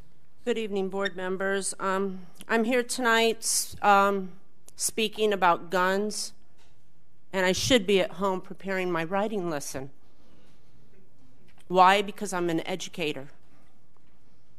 I, too, am a veteran with the Army. As an Army veteran, tells me that the action of arming educators will only create more sorrow. It is not the solution. In effect, you will be setting up a conflict zone.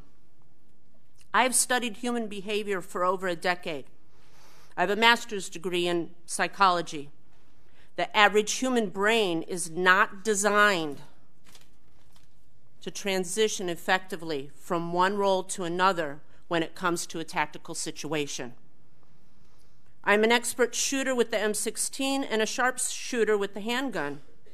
Yet I cannot imagine this type of transition playing out well in a school setting. We do need armed security, I believe, or police, not armed educators. It is wrong of, I don't want to say you, but it's wrong of our government, our society, the people that are involved, that are pushing this through, motorizing it. It is wrong of them to place this burden upon us. We, again, I want to say we are educators. This is heartbreaking. I have a solution. If we reduce the amount of non-educational personnel on campuses, this would release funding to higher security and more guidance counselors. That is what is needed, guidance. Thank you. Thank you. Christine Palmer. Russell. Good evening. My name is Tamara Russell. I'm a National Board Certified teacher with 21 years of experience, 14 of them right here in Lake County. Today is the 6th anniversary of the death of Trayvon Martin. In light of that, and in light of the idea that a child losing his life to senseless gun violence, and then of course those at Marjorie Stoneman Douglas, I wanted to share a few brief thoughts on the idea of guns and gun violence in schools. First of all, not all children are going to feel safer with weapons in their school. Many of our children live with daily gun violence and trauma, and this may multiply it. And as teachers are working for solutions in the classroom, we don't want to have more behavioral issues because children have anxiety about guns in the classroom. A second issue is that inequity still persists in our school despite our best efforts. So I ask you, can we ensure that our Black and brown young men will be safe? Can we ensure that our Muslim students would be safe in a crisis moment? I don't know that we could. These communities have real concerns about their safety, their children's safety, and particularly their safety in the presence of guns. So what would this arming teachers communicate to those families? Some solutions I thought of, most places say that you should have a 250 to 1 school counselor ratio. That's really not true in Florida.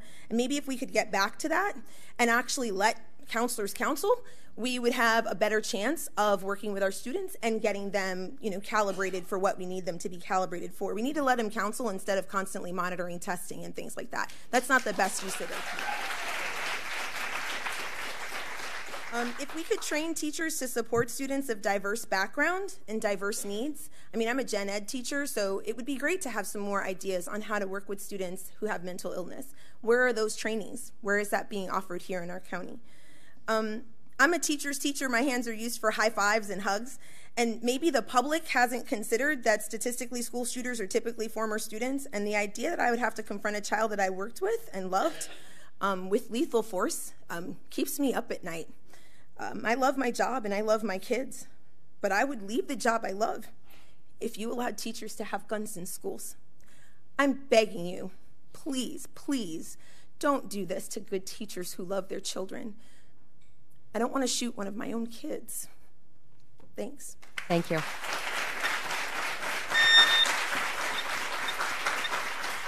David Myers. David Myers. Ms. Palmer. I don't want to repeat what other people said, so I'm going to go with some different things. I want to do a shout out to our high school students who have been great speaking with evidence and with poise, and that tells us that Lake County school teachers are doing something right. So hands up. I'm going to let you know that my stack of papers this weekend is literally this high, and it's still this high because I was sitting with my foot propped up to grade my papers and could not stop reflecting on this, okay? When we are looking at 130 hours of training for a teacher to be armed, that's approximately 4 weeks school days. When we're talking about every minute counts for instructional time, what does that play with the shortage of subs? And when is that training going to occur? Furthermore, I would like to tell you that I am a concealed weapons permit holder, so it's not about guns for me. I am against arming teachers, okay? And the reason I'm against arming teachers is that it's going to make it so divisive in this county. This is a polarizing topic. And if you think that we're not going to know who's absent for 4 weeks for their 130 hours of training, we're going to know who's out. And we're going to know why. Okay? Also, everybody's citing this military experience, and let me just honor those who have served. My husband is a war veteran. We've discussed this all weekend. And my daughter is a current United States Marine in pre-deployment, okay? But let me tell you, if we are leaning on military personnel who have chosen to educate, perhaps they've chosen to get out of that field for a reason. And I'm not speaking for all, but I am saying PTSD is a problem. So perhaps we should not lean on them if they're choosing not to be in law enforcement. I would say that we should use that budget, whatever money this is magically going to come from, and go ahead and pay those guys back there to be at our schools, because I feel really safe sitting by them. And I just have to say this again, even though it's been mentioned before, the people that come to schools to shoot, we know them. They're parents, they're former students.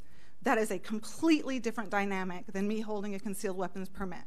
Completely different dynamic. And to put that on me, now do I feel guilty because I didn't volunteer if something did happen?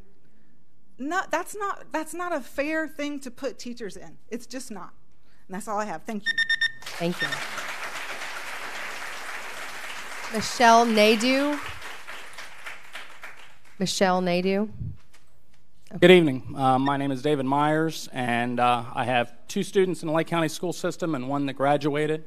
I was a police officer with the City of Tavares Police Department for 25 years. I retired in 2014 as a captain, and I now work for the largest vendor for law enforcement in the country as an implementation analyst. So I work with law enforcement every single week that I'm at work. In 1995, unfortunately, I was the detective that worked the shooting at Tavares Middle School. I was the one who went to the autopsy of that young man. I was the one who interviewed 100 kids. And I was the one who put the cuffs on Keith Johnson and put him away in prison with my investigation. That put me on a journey for the rest of my life on researching and educating myself on this subject. In fact, I did my master's work on it at UCF. And everything I've read and everything I've learned tells me that arming teachers is a very, very bad idea.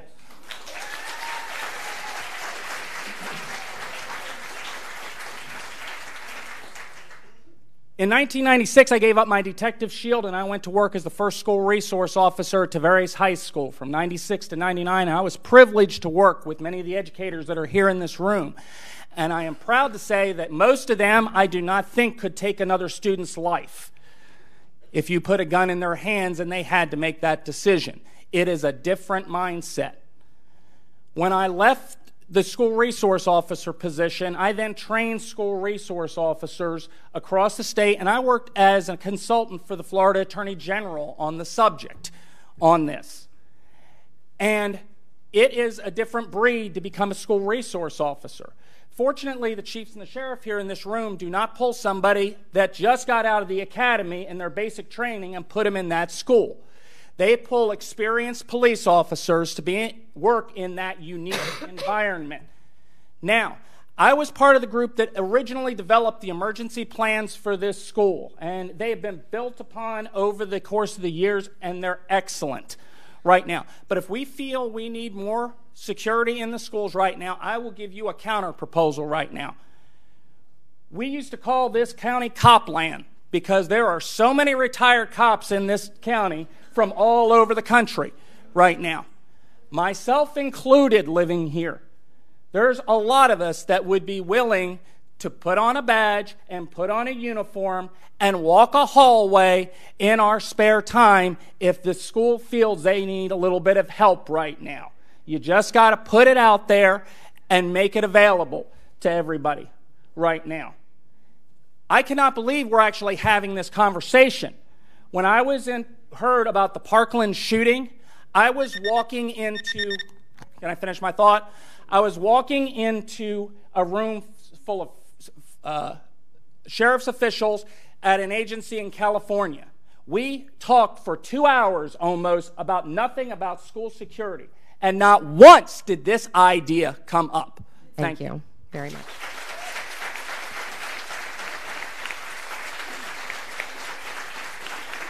Russ Littlefield.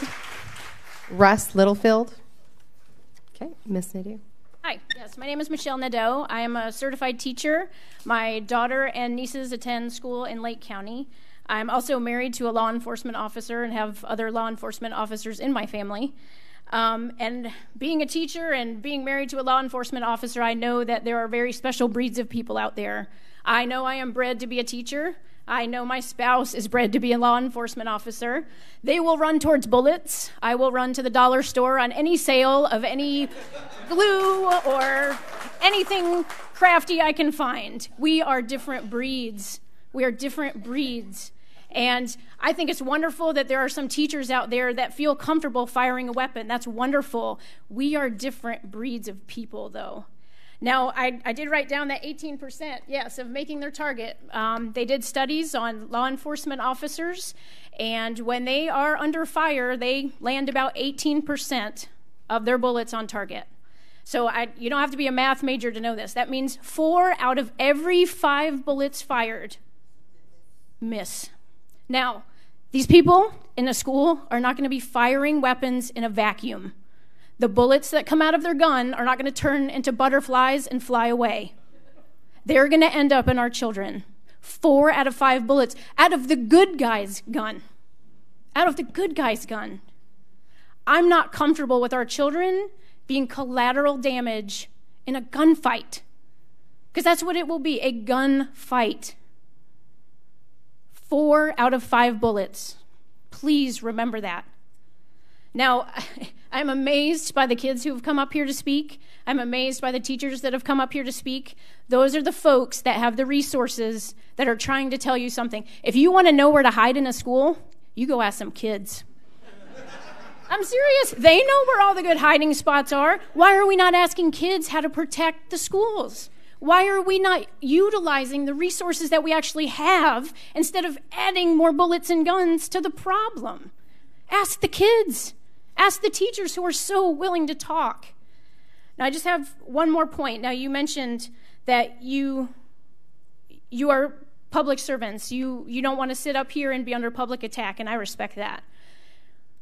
But I do believe there's a difference between a public attack and holding public servants accountable for their actions. Please don't arm our teachers. Thank you. Thank you very much. Janet Manshon. I'm not saying that right. Janet Manshon, thank you. Yes, sir. Hi, my name is Russ Littlefield, and I'm an antique. I used to teach school, but now I live in Waterman Village, which is a retirement community, kind of a final stop for a lot of old people. And I haven't taught in a long time, but I did used to teach for 32 years. I taught in the public schools in New York State. I taught in the colleges of New York State and the community colleges. And I've actually had the experience of a parent coming after me with a gun when I gave his son a grade that he thought the son did not deserve. It was an F. He thought the son should pass because he was in college and he was paying his bills. How did I feel about that situation? Not good. I was very happy to get off campus at that point in time, and very happy that we had security guards. In all of the time that I taught, I did not know one teacher who would have been comfortable having a gun in his or her classroom. I don't know what the answer is. This is a different time than when I taught, much different. But I do know that in some situations, if there were a trained, armed teacher, it could prevent a tragedy in some situations. But I believe those situations are pretty small and pretty limited. I think that the preponderance of evidence, as some who have spoken here have made very clear, is that arming teachers is not a good idea and is likely to lead to more tragedy and more chaos than if teachers were not armed at all. The second thing I know is that I was also in a classroom where I had a student come to the door while I was teaching and say, if I wanted to, I could take out everybody in this room. Now, that was back in 1990, so that was a while ago. If that student had had access to an assault weapon, it is very likely that he might have done just exactly what he said. But at that time, it was much, much more difficult for anyone to get their hands on an assault weapon. So I don't entirely agree that the horses have left the barn. I think we can. I agree they've left the barn. I think we could put them back in. Thank you. Joshua Rubich is next. Joshua My name Rubich. is Janet Manshon, and I did not come prepared to speak tonight. And as I've been listening, I keep changing what I'm going to say. But I am a retired elementary, middle school guidance counselor. And fortunately, I went back to school to get my master's degree after I already had my children. And I was mature enough to be able, this was in the state of Iowa, but I was able to speak up and say, no, no, no. I am a guidance counselor. I've learned a lot about how to interact with children, listen to them, help parents. I would not. I just refuse to pass out tests or to count tests or to do any of those things. And I also didn't do discipline. And I was listened to, because how would a student ever talk to their guidance counselor if that guidance counselor is going to turn them in or be a disciplinarian? So that said, I believe I'm horrified to hear that there aren't guidance counselors in all of the schools, more guidance counselors. I think that's probably one of the most important positions. I also think I have never been so impressed as listening to children, listening to these kids, listening to the kids from Parkland. I have just been blown away because they have ideas and solutions. These kids have ideas and solutions. The teacher who was up here and said she had never received active shooter training, I was a volunteer at the hospital. I went through active shooter training at the hospital. I can't believe that every school does not have more trainings. I can't believe there aren't cameras. As a taxpayer, I'm appalled. Bulletproof windows, all of those things. It seems like if you added all those things together, you probably might equal what it would cost to put a few teachers through this training. And I just think you need to listen to the kids. I think the kids could do this as a science project. They probably would come up with really, really good ideas. And I would love to sit there with them and listen. And I think our teachers would too. Thank you. Thank you very much.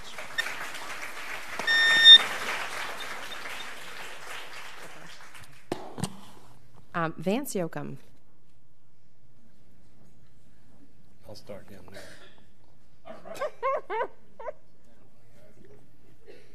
Vance Yoakum. I write the fiscalrangers.com, the fiscal blog, watchdog blog, and I want to thank everybody showing up in red shirts for supporting the Republican colors. And you know what I've listened to in this is, first of all, I wanted to say something personal about Mr. Mathias, but the evil Ms. Luke might say I can't say that, so therefore, and she's not evil, she's a nice lady, and so I can't tell you how great I am pleased that you brought up these issues to have a dialogue on it. And I think that's what leadership is, because not everybody has put themselves out on the gangplank to propose any kind of a solution, and I commend you for doing that, because that did get a dialogue going. I've heard some astounding ideas here from some of the folks here, and Superintendent Cornegay is taking notes a lot, and I think you're going to have some great solutions coming out of this. I would like to talk a little bit about the issue of whether or not people ought to be armed in a public institution. I was in Iraq in 2004 through 2006. I was an anti-corruption advisor in the right in the green zone. And we had AK-47s and we had other weapons that we could carry whenever we drove out into the community, because we had to go visit a lot of the different ministries like the hospitals or the schools and others to help try and fix the infrastructure there after all the bombing and so forth had taken place. It was all civilian contractors. And then the State Department took over. And the State Department says, oh, no guns. Took all our guns away. Took weapons away, said that we have to ride in a very expensive 4 Humvee armed escort convoy to go anywhere. Well, that drastically reduced our ability to actually do any work, because we couldn't go out. They didn't have the funds to provide enough convoys for us to go out to these different places. And then about a year later, after a number of the State Department had been killed from going out in their convoys, and there'd be an IED and they go off, and then the terrorists would come in and they would shoot everybody in there because they weren't armed. And they finally came up with a class, and I've got pictures of it. We were taught to pick up any kind of weapon that we could grab, and all the advisors, and how to use a lot of different weapons. But they still wouldn't give us weapons. But I would say that I think that the teachers who want to protect themselves and their students should have that option. This is turned into a political discussion here, where we have a lot of people that are here because of political issues, and then we have other people here that are honestly believe in what they're saying, and I appreciate that. Thank you, Mr. Yoakum. And he was finishing his sentence, and that concludes our public input for this evening.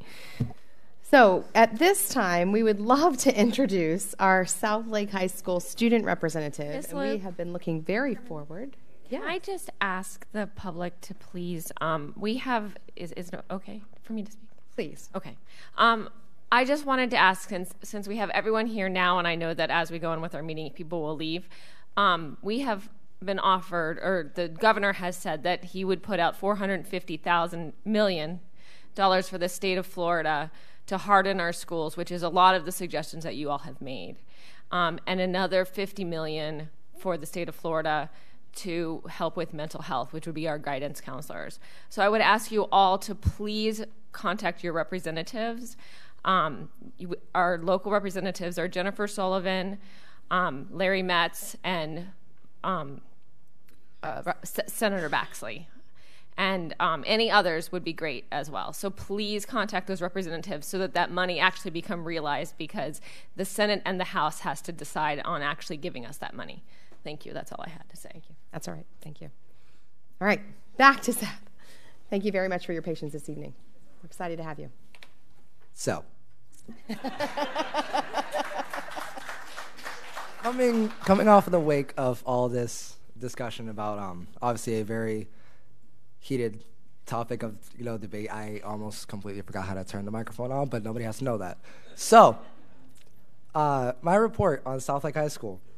One thing I would love to say is I am a proud senior of my school. All right, I know, and I'm sure our Lake Minneola students can attest to this. I also have friends at Publix who also attend Lake Minneola High School, Eastridge High School, other high schools around the county. That South Lake is not a place where you want to be. Right? I'm mixing up on my words here. I really apologize. But I really just can't agree. I personally love the environment. Right? One, because I live 5 minutes away. It's a perfect walk. I don't like taking the bus. I just love the environment. I couldn't ask for any more, better teachers. All right, I couldn't ask for a better staff. I'm not just saying this to flatter Mr. Benson, who's in the audience. No brownie points. No brownie points intended. I just truly love the school. All right, one thing, I see nothing but forward progress. All right, I notice that we implement just so many programs. All right, personalized learning, introduced my sophomore year, the year before Mr. Benson got here, so he can't, have been slipping me any incentives to say this.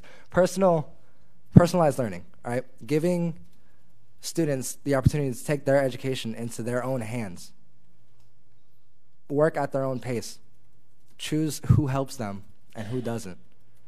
That has personally been one of the things that has advanced my own education to the greatest degree that I could ever imagine, and even beyond that.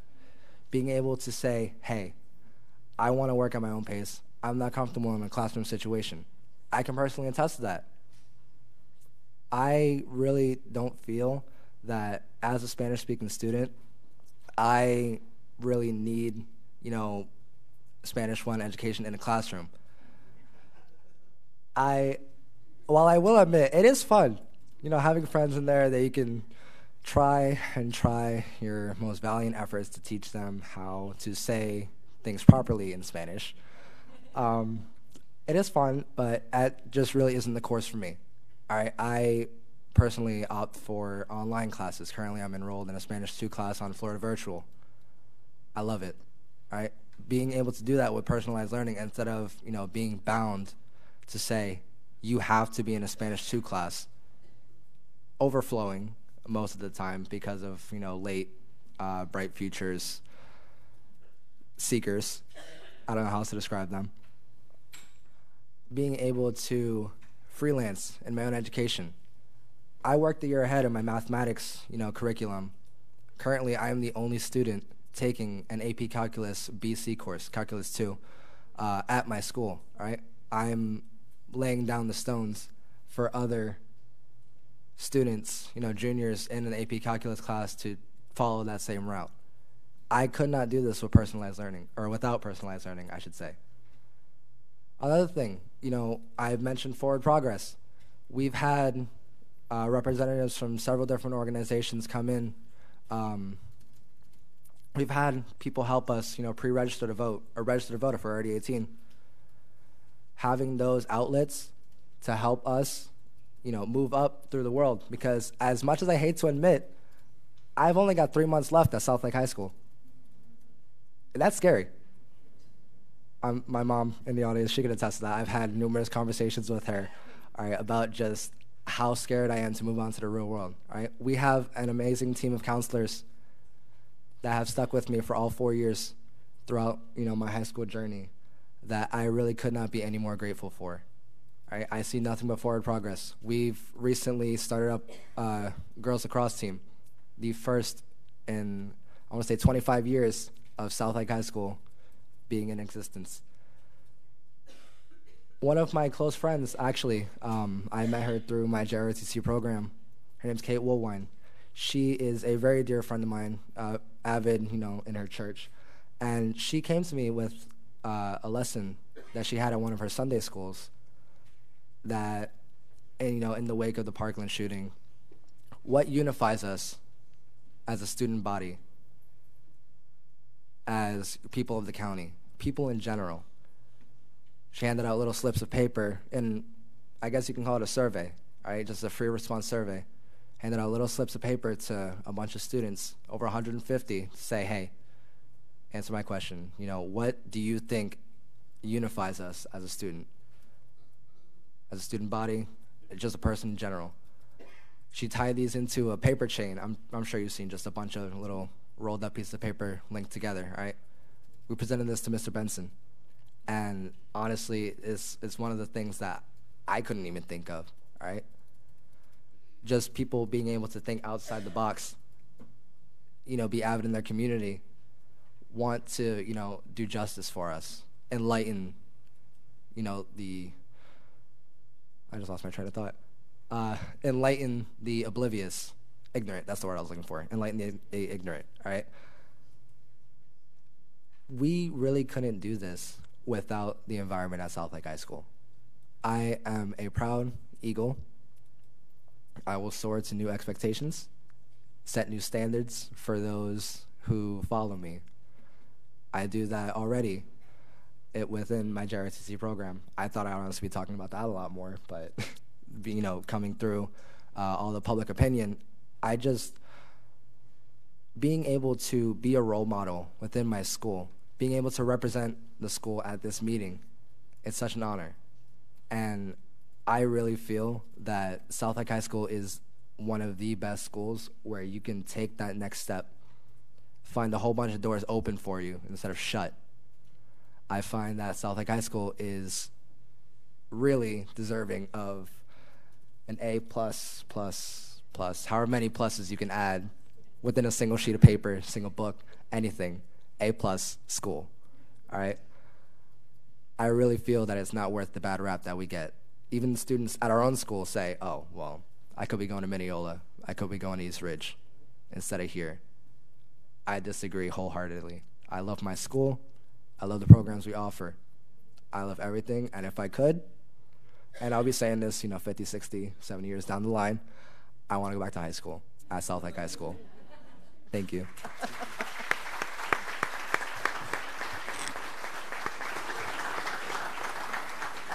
Seth, we appreciate your candidacy this evening, and we just thank you very much for being here. We'll see you again in a couple weeks, and we wish you luck at USF, too. So thank you very much. And now we are going to invite our Teacher of the Year finalist, Edie Bitter, from Seminole Springs Elementary School. We've been anxious to hear from you as well. So if you want to hold on 1 second, that way everybody gets to hear what you're going to say. Okay. You have the short chair. Yeah, it went down and won't come back up. There you go. Very much. You're very welcome. Yeah. Yes. I feel really special. Now, gradually going down. Come on, man. Safe now. This is special. Yay. Hey. I know. Thank you. That makes me feel a whole lot better. Okay. All right. Do that first, for sure. All right, Miss Bitter, we can't wait to hear from you. Okay. Yay. Thank you. Thank you so much for staying.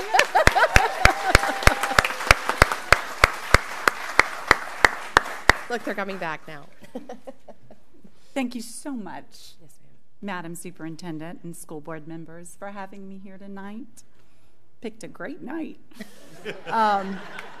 I'm here to share with you some wonderful things that are happening at my school, Seminole Springs, and particularly my classroom. My school, Seminole Springs, is an absolute delightful place to teach and to learn and to participate. Our school is a community that provides support and a very caring culture. Our students take pride at the start of every day, pledging their promise to do their best.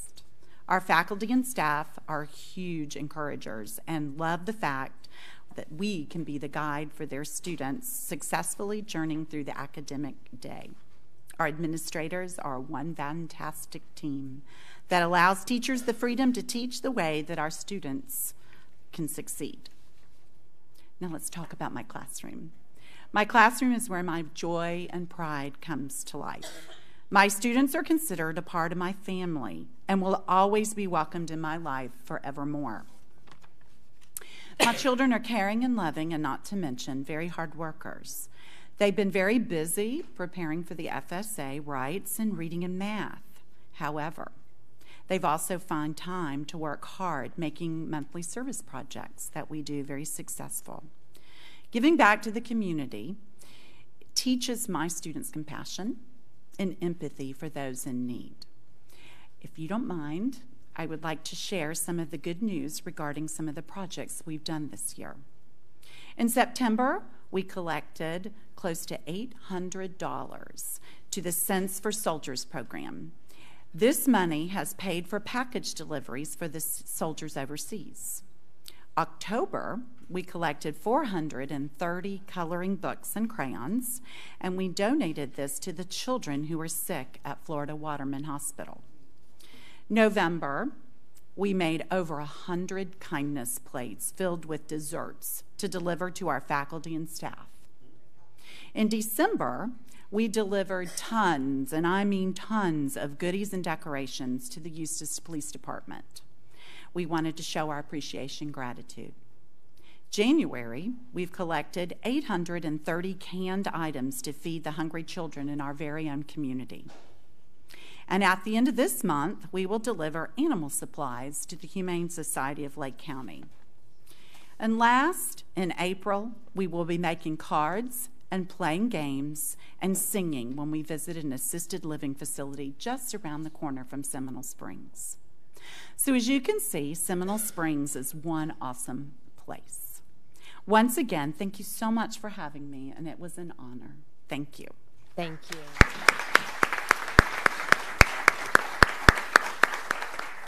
Ms. Bitter, we appreciate you teaching the whole child. Thank you. Very much. So, Mr. Johnson. Yes, ma'am. Just one quick thing to report. At the last meeting, we talked about the possibility of options of how to handle a hearing on a bid protest on the health insurance consultant contract. I just learned this evening, I think that has been resolved, that the bid protest will be withdrawn. I'll confirm the details of that in the morning, and I'd ask that the superintendent please put on the agenda for the next meeting, which I think is next Monday, the approval of the consultant contract so that we can move forward on that issue. Great. Thank you very much. All right. I believe we are at our consent agenda. Superintendent? All right. With no items pulled, I'm recommending approval of the consent agenda, items 8.01 to 10.10. Okay. You've heard the recommendation. So moved. All those in favor? Aye. None opposed? Great. We have no discussion this evening, so we are at the superintendent's report. I want to thank all those who came and provided us some input this evening. Thank you, Ms. Bitter, and to Seth for the great job that you did as well, and thank you for all that you do every day for our kids. While tonight's conversation focused mainly on one particular idea, we do await in hopes the additional funding that the governor has proposed. We're thankful for that, and hoping that the House and Senate will come to a resolution and pass these measures for additional funding, which will include for all of us additional resource officers on every campus.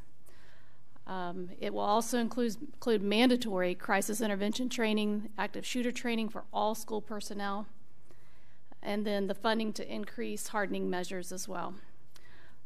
Most importantly for me, it's going to provide additional funding for mental health counseling and related mental health services that we know that our students so desperately need.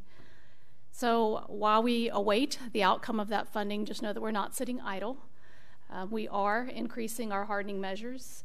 We do have cameras on all of our campuses, but we'll be increasing those and improving those. We are also looking at other hardening measures as well that are within our means to upgrade. We have begun the conversation about providing training for all school personnel, regardless of the funding, if it comes or not. We know that that is a must, so just know that that will happen. And we're also conducting some campus threat assessments as well. We have two next steps. One is we're going to send out a survey to all school personnel. We'd like to gather more input from each of them and get their ideas, so that will be going out soon. And we also heard tonight that we need to listen to our students, and we agree. And one of the things that we've decided as a next step is that we're going to form a student advisory council where we're going to listen to students like the ones here tonight that just were so brave and so articulate. We just want to be able to collect our student voices because we know that they have great ideas. So those are two next steps that will be coming to us soon. So thank you all again for your comments this evening. Do you have any letters of condolence? I do not. I do know Claudia Rowe is one of our teachers at Tavares Middle School, and she lost her mother.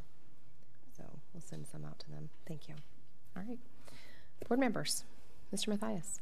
Ms. Bitter, thank you so much. Very articulate about your school. And did we lose Seth? Did he leave? Yeah, well done. Very prideful. Very proud of the hard work he's doing at South Lake. I just want to say that that I was feeling the love tonight,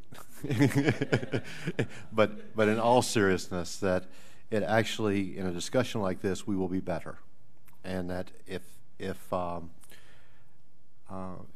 my idea and my thoughts of how I think we can protect our kids doesn't sort out, that I know that in the room tonight there was enough brain power that we will be better than we were yesterday.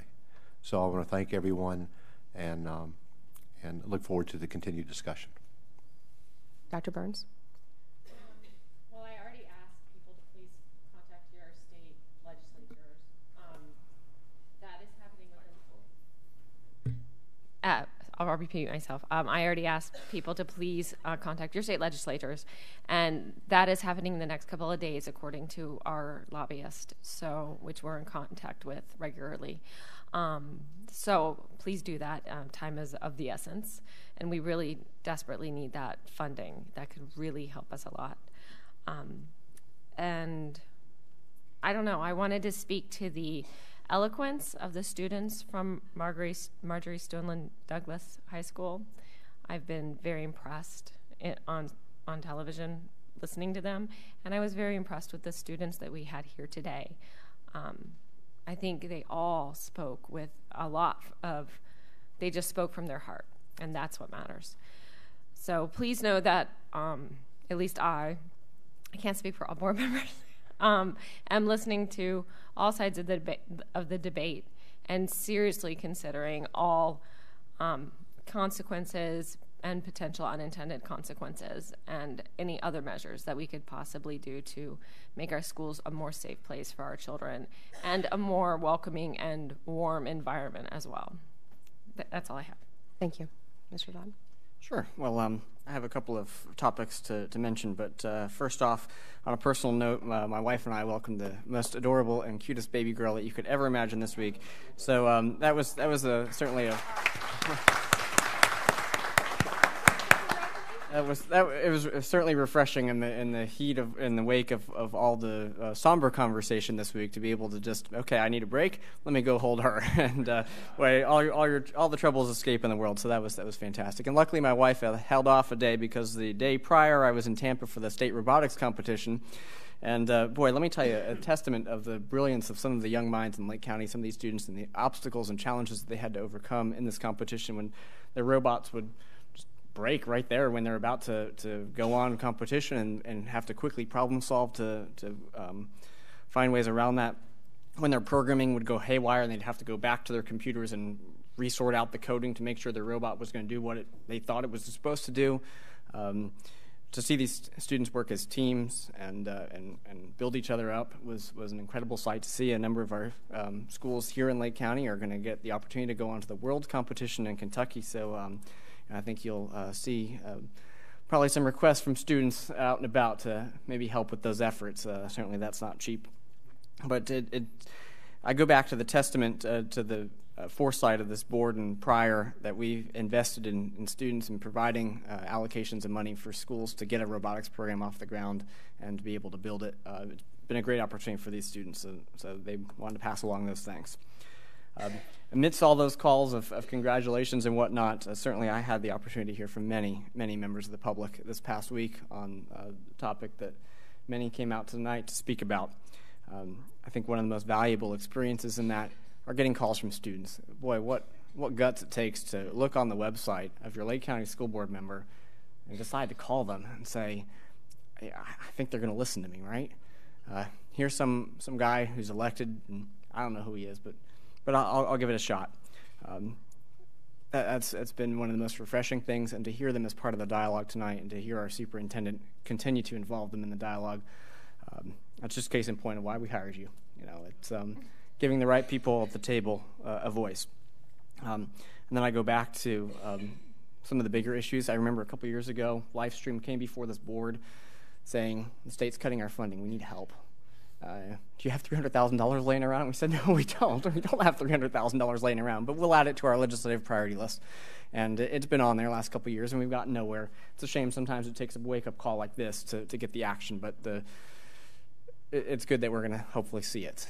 We have a lot of students out there just crying for help, and I think our students and teachers spoke case in point tonight as to how we can help fulfill those cries for help. That being said, it's a shame all the news cameras weren't in here for your testimony, Ms. Bitter, to hear about how you're developing the whole child and not just teaching them to do well in the FSA. That's fantastic. That should be applauded. I wish the cameras were in here to see some of those projects that you do with those kids.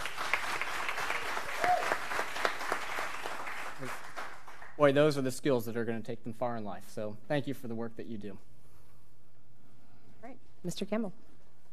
Well, first of all, Seth is gone, but congratulations to him. He can watch this later. And Miss Bitter, I've known for quite a few years and known her children, and she has a son that's in law enforcement as well. And but congratulations to her for her Teacher of the Year. And she does a great job. She is very involved with her children in her classroom, and she's just an awesome teacher. Since the last meeting, had the opportunity to go to my first audit committee meeting, and Mr. Mock and his presentation of what he brought to the meeting was very outstanding, I felt, and he showed some of our downfalls that we have to be able to look at and say, hey, how do we correct these measures to go forward? And in the future, whenever we take on projects, that we don't drop the ball on those projects, and that we keep someone at the forefront to make sure that we stay on top of things. So I appreciate what he brought to the meeting.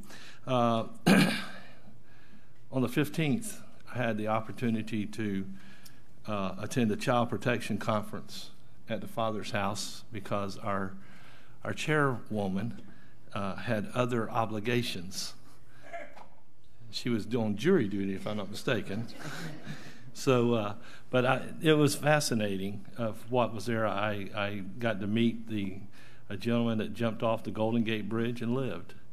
And because of the problems that he was having, is some of the issues that we have in our schools as well. And some of the things that were brought up about counselors, and this is something that when I came on board, that's something I asked that we try to add at the high schools, especially an extra counselor, to make sure that we have one per grade level, if possible, for the finances, because our students need someone that they can go to and they can talk with when they have problems, rather than have to go there and talk to, well, you're not cutting the grade, you're not doing this. They need somebody that they can just go and speak with.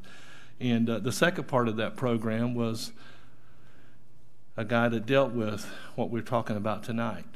He's been doing it for 35 years, as I recall. And he showed us some graphic pictures of actual shootings in a school. And then also showed us some graphic pictures of students that you wouldn't think would ever do anything wrong to someone, and you would be amazed what the outcome of that was. So, I mean, it's very eye-opening there. In the conversation we had tonight causes a split which way you go. And sometimes it causes a division. But at the end of the day, I think as all 5 of us board members that we sit up here, at the end of the day, the bottom line is, how do we fix the problem? And that we've got to be willing to listen to all to try to make this work. And how do we fix it? And we've got the sheriff involved, we've got chief of police involved, we got all these different law enforcement involved, but we as a board and the superintendent and her staff, we come together at the end of the day is, how do we solve this problem? And I ask that you be faithful to believe that we're going to do our best, because we're going to be faithful to you as you're our constituents and we are your elected official. We're going to be faithful to you to give the best we can to our students to protect them and our staff. But I just want to say real quick on the child protection, the Student Services Department is the one that put that on, if I'm not mistaken. And they did an outstanding job, and I just want to say hats off to that. That's all I have. Thank you, Mr. Gamble. Very good. Yes. I do have a reminder that tomorrow night at Tavares High School, we will host the second REACH Community Resource Events in collaboration with Livestream, the City of Tavares, and our County Commission. We would encourage everybody to attend tomorrow night beginning at 6 p.m. because that does get at the heart of the problem that we've discussed here at length tonight. I would also like to extend my gratitude to the Sheriff's Office. Not only Sheriff Grinnell was here, but he had several of his deputies, and I saw the Claremont Chief of Police in the back of the room earlier tonight. I saw several law enforcement officers, and what that speaks to me is that we are in this together, that we have a community that wants to support our children. When we talk about our children, I think specifically about my children. And so I appreciate the outpouring of support that was here this evening, the passion from which everybody came to the podium and spoke in regards to safety and securing our schools. And again, just to reiterate that I can speak for all 5 of us when I say that we will work very diligently to ensure the safety of our students. We thank you guys for coming and for hanging in there tonight. Meeting adjourned. Thank you so much.